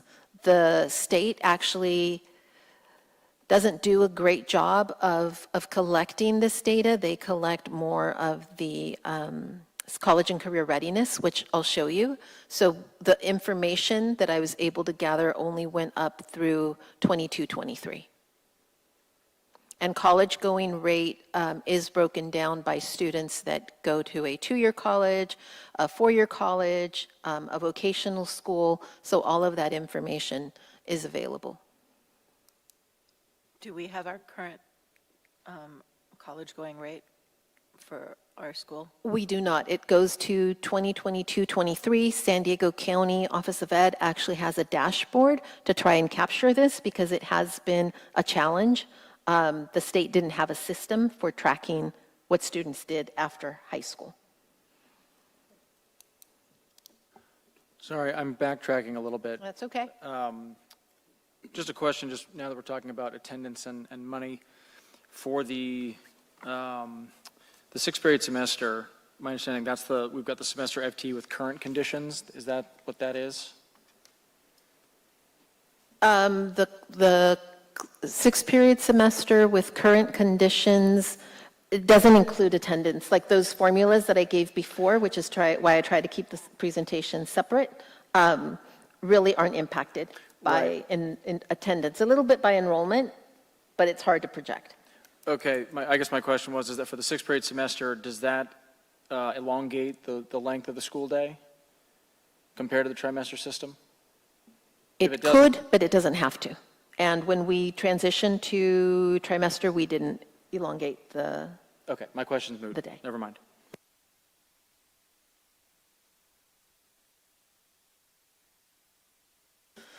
The 4-year cohort graduation rate and college and career readiness indicator. So the flat line is a pandemic. The state didn't collect the data during that time.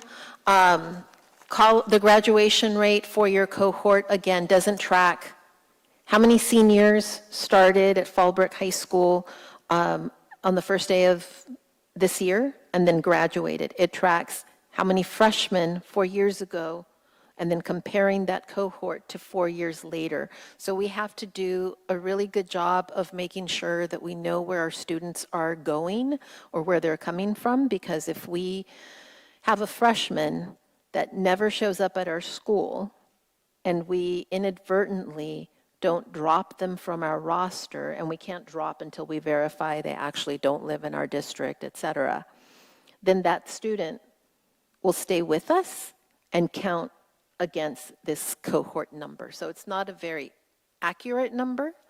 And then the college and career readiness indicator is the black line. And if you recall, the reason we dipped in 2024 is there were some CTE courses that were coded incorrectly, and we were asking the county and the state for assistance on those, and they weren't able to provide it in time, so it did cause us to dip there.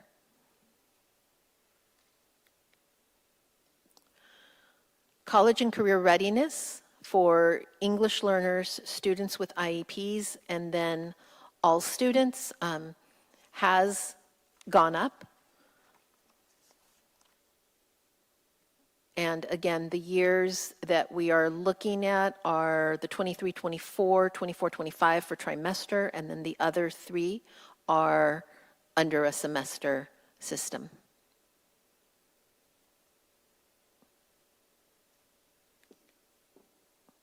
Apex enrollment for credit recovery.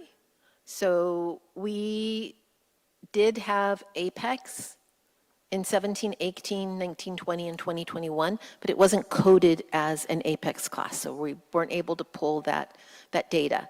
But the red is Apex during the regular school year, so the number of students that are remediating during the regular school year using Apex. So yes, the numbers have gone up. And then the gray is the summer school enrollment for credit recovery. The 25-26 number for summer school could be a little bit misleading because, as you know, we're not going to have any power this summer. So we are only offering credit recovery for seniors that can graduate during the summer. So the number's very, very low. Question. And I know that you had asked for Apex in core classes. We weren't able to get that information in time. Do you have, you mentioned the 17, 18, 19, 20, 2021, it was coded different, but do you know roughly those numbers from what it was different? No, it was coded differently in the sense that if a student took an Apex class, on the transcript, it just said, like if they made up English 9 in Apex, in the transcript, it just showed up as English 9. So we have no way of figuring out which ones were Apex and which ones were students actually sitting in an English 9 class to make up the grade. And we kind of discussed like 17, 18, 19, 20, 2021, those years, Apex traditionally was set for seniors graduating that needed the credit recovery to graduate. Is that right? And some juniors that were very behind. Very behind. And then as we move forward past pandemic, the last 3 years, those Apex numbers are not just seniors and a few juniors. That's all grades. It's mostly juniors and seniors, but I think it might be all grades. I'll have to look specifically at how many of them are 9th and 10th. For summer school, Apex, it's strictly juniors and seniors. And do you, this isn't requesting more information, I'm just curious if those Apex are strictly the online ones, or how many kids? Apex is strictly online. Online, and then are there any kids that are retaking the course in person rather than Apex? Yes, we do have some that are doing that. Okay. I mean, it doubled. I mean, from COVID years, I don't know the previous years, but we're close to doubling Apex. Is that right? Yes, from the COVID years, yes. And then again, in the COVID time, I think it was for 2 years after, there were certain things were passed where we had to give students the opportunity to make up courses for them to graduate if they had failed a course while we were shut down. It was all a little complicated there. Thank you. Along the Apex, that was one of the comments, that it's easier to fail a class and then do an Apex.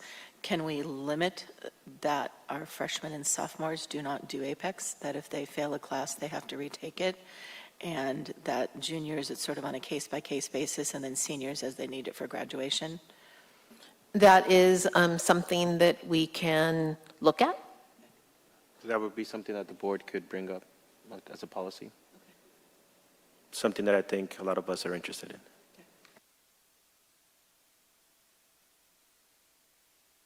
This is the overall DNF rate from 17-18 through second trimester of 25-26, because obviously we're not done with the year yet. I know that the request was for the DNF rate only in core classes. Again, I could not get that by tonight. This is the DNF rate in all classes. What I do have are percentages. So in 2017-18, 28.35 of students had a DNF in a core class. In 25-26, trimesters 1 and 2, that number was 22%. Is that the baseline number before Apex, or is that? Yes, this does not include Apex.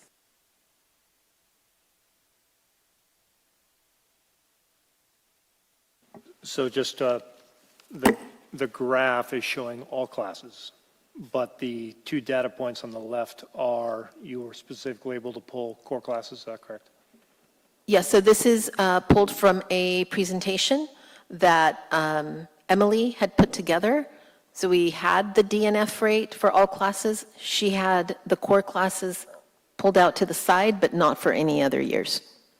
I'm a bit confused. Can you clarify that? 2017 and 18, that's just core classes. On the side, not on the graph. Okay, so that's just core classes, and it was at 28.35. But the 25-26 trimester is all classes, including elective? No. It's also DNF rate in core classes. So core classes plus electives? No, only core classes. Okay, I thought you couldn't pull that data. So this is, I it's been a long didn't night. have time to pull the data for all the years with all the other data that I've provided the board. Again, if I had clarity on what you're looking for, I could probably pull the data that is a little bit more specific. I don't know why, like, how does attendance rate relate to semester, trimester? We want the data, and can you present it to us, please? I That's can it. present it to you, I Thank just don't have it tonight. Okay, so I'm asking for clarification. 27 and 18 is 28.35% in core classes, only DNF rate list. But 25, 26 is 22%, which includes core classes plus electives, or just core classes. Just core classes. Thank you. So, Oscar, I think the 2 bullet points on the left are both those years are core classes only. The bar graphs on the right, which has more fidelity, is all classes, including electives. Yeah, that was it. And I am trying to get the data to you as quickly as possible. But like I said, there's a district to run. But I do think it shows a pretty good bar comparison that in 2017, we had close to 30% DF rates in core courses, and in this school year, it's down to 22%. We are missing a whole trimester, so in the end, it might be close to 30%. Plus. Okay. I was also asked to bring AP enrollment data. This does not include IB. This is strictly advanced placement. The gray is the number of students that are enrolled in AP courses. So a positive is that even though enrollment has decreased, the number of students in AP has increased. The burgundy is the number of AP exams that are taken. We've seen a big increase there. And then the black is the number of exams with a passing score. And for AP, as you know, you need a score of 3 or better in order for it to be considered passing. So great work. And then I just want to remind the board of our strategic goals, which are access, engagement, student outcomes. These were the goals that drove the discussion on if we want different student outcomes, then what do we have to do differently?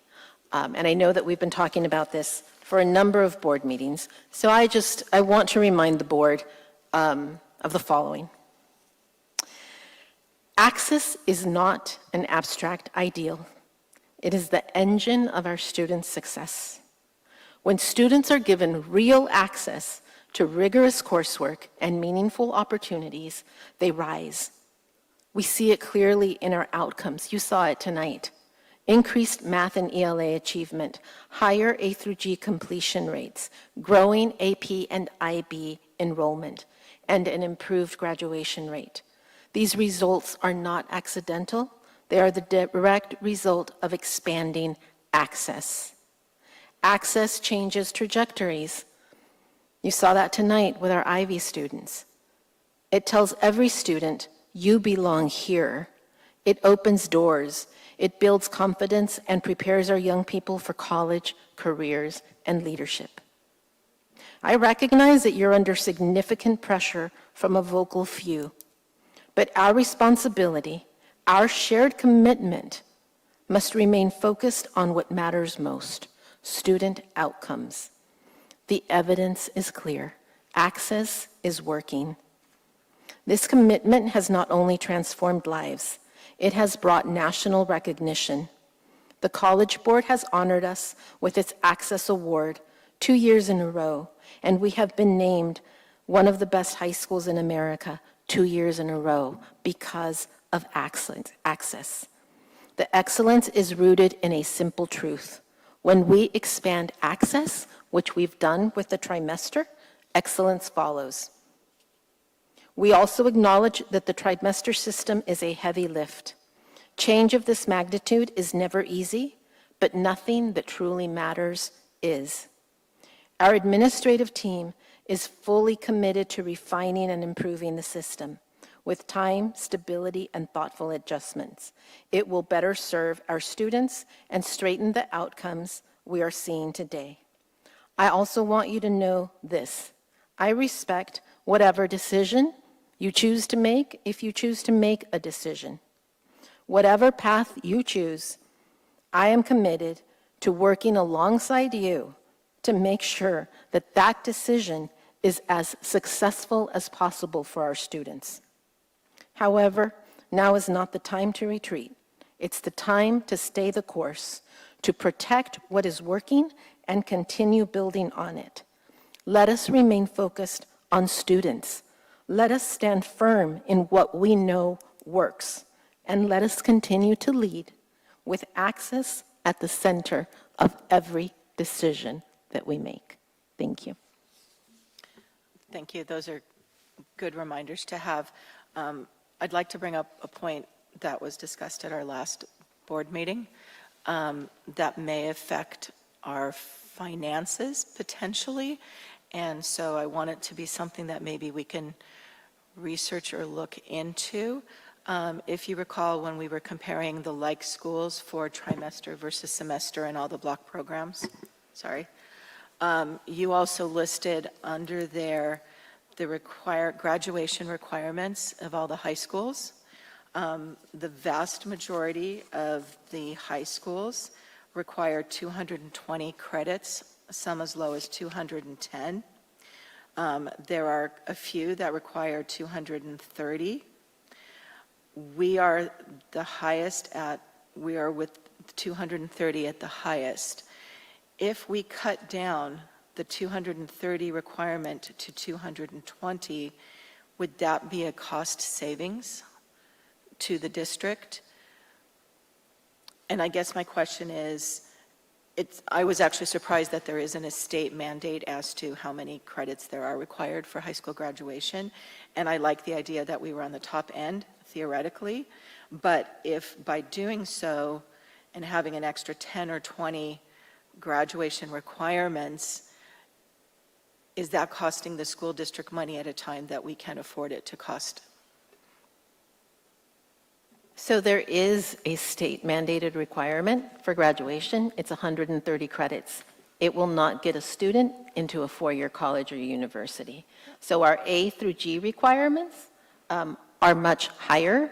And like we stated today, we prepare all of our students for A through G. We believe that they all should have that opportunity, not because we believe that they're all going to college. They're not. Some students won't go to college and be very successful. But we do believe, I believe, that it is our responsibility to prepare students for whatever path they choose after high school. And the only way for them to be prepared for whatever path they choose after high school is to choose the most rigorous path.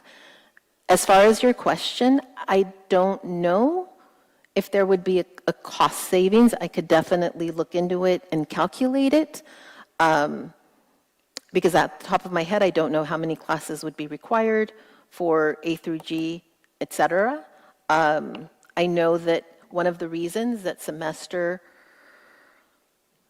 requires more remediation, for example, is that you can only earn in your 4 years of high school 240 credits, and if our graduation requirement is 230, then you really only have 2 semesters to make up those courses where the trimester offers a little bit more there. But I would have to sit with Brenda and think about this a little bit more as far as the impacts and what would that be financially, but I could definitely bring it to another board meeting. Personally, I wouldn't agree with that. We're already reducing our credits, will make us look a bit of like a joke, and losing AP courses is going to make us more of a remedial school than it is a competitive school. I mean, I understand what you're talking about, but the idea of lowering graduation credits just doesn't sound like it's rigorous. Next. Yeah, I would like to know more about it. I think that's an interesting thing. I do remember when we added I think it's our third math requirement. I think that was a real good move because I know having math, good background in math is helps people both through regular work as well as college success. That's just one aspect of more graduation units, but yeah, thank you. And when we added the third year of math, basically what we did is we reduced 10 elective credits that students needed so that they could take that third year of math. I know that our science department is very much interested in a third year of science. It's something that I would fully support. And again, it wouldn't be adding 10 more graduation requirements. It would be eliminating 10 elective credits that maybe aren't necessary for that A through G college attainment. I want to agree with Oscar. I don't want to lower that standard, but to comment on what you just said, science adding a third year, math a third year, along Tana's lines without reducing the core, the standard, as far as the amount of credits, but reducing the elective credits to add that AP calculus or chemistry or a science, extending that science for a third year and opening up more math classes by reducing electives makes more sense to me. You're keeping a standard and providing the opportunity for those students that aren't getting it. Thank you, and that was, I probably should have elaborated that. I definitely feel like it should not be. I want to remind the board to stay focused on the longitudinal student outcomes presentation. It kind of seems like it's becoming an organizational matter. That way we could stay focused on the presentation and ask questions directly about the presentation. And I just want to stress that, yes, you could add the science, and if you eliminate electives, you have to eliminate elective teachers. Any other questions about the presentation? None? Okay, consent agenda. All matters listed on the consent agenda are considered by the Board of Trustees to be routine and will be enacted with one action. There's usually no discussion of these items prior to the time of the Board of Trustees vote on the motion unless members of the board request specific items to be discussed or deleted from this consent agenda. May I get a motion, please? I move that the board approve the consent agenda as presented. I'll second. Okay, thank you. Any comments or questions? Okay, student board reps are not here. Mr. Caralampio votes aye. Mr. Christensen? Aye. Mr. Haskell? Aye. Mr. Jones? Aye. Ms. Rodarte? Aye. Organizational matters. This is the appropriate place in the agenda for members of the board to request the superintendent provide further information regarding items discussed at this meeting and/or request that new items of business be placed on future agendas. Do we have any?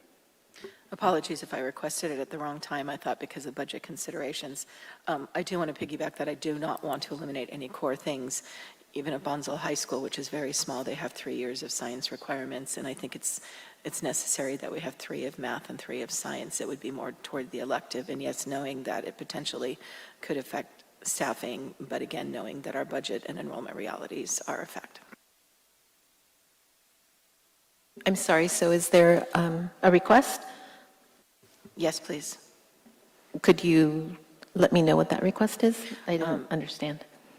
Just to see if there would be a cost savings by eliminating 10 elective credits in terms of overall, and sorry, I'm not phrasing it well. So there isn't I can answer that question. There's not a cost savings in adding an additional year of science and eliminating 10 electives because it's equal.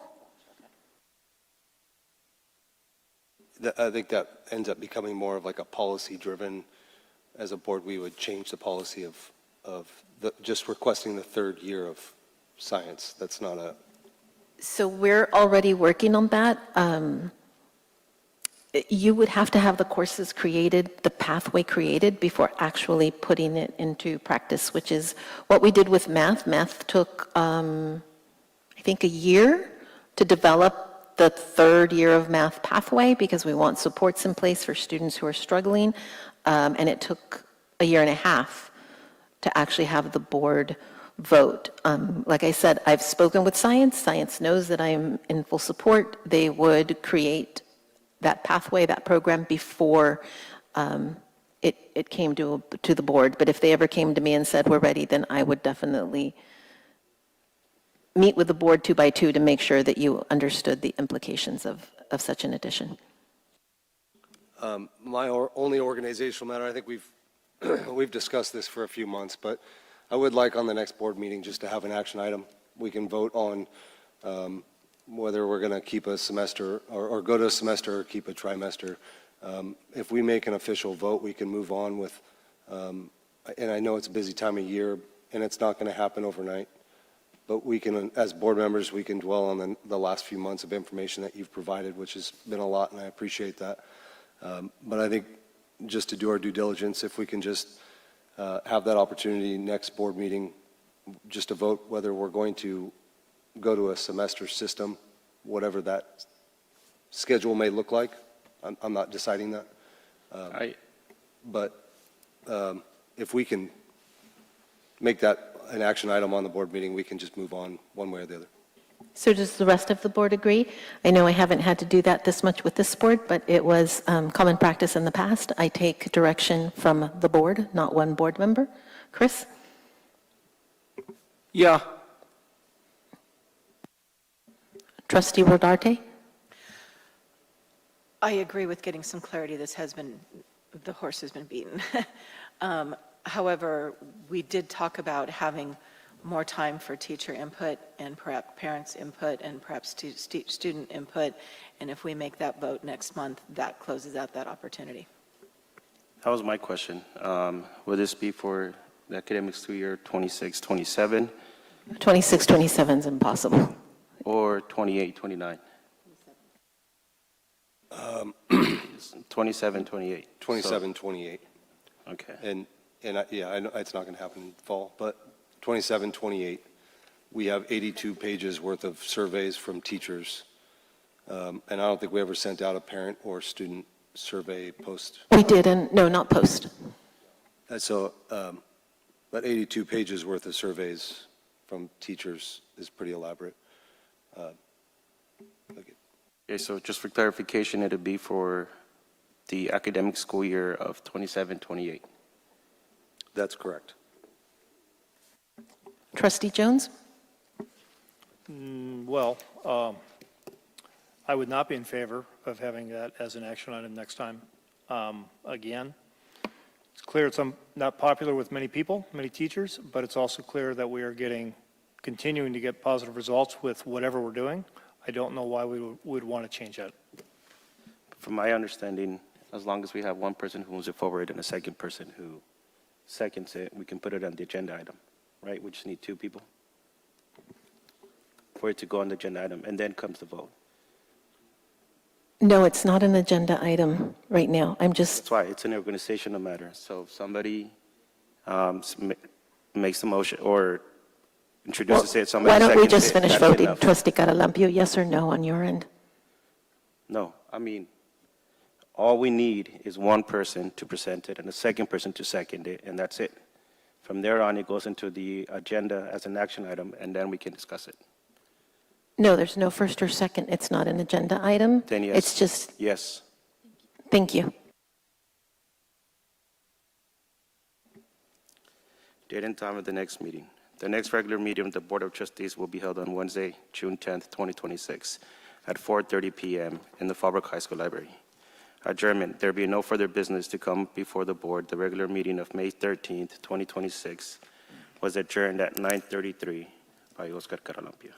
Thank you.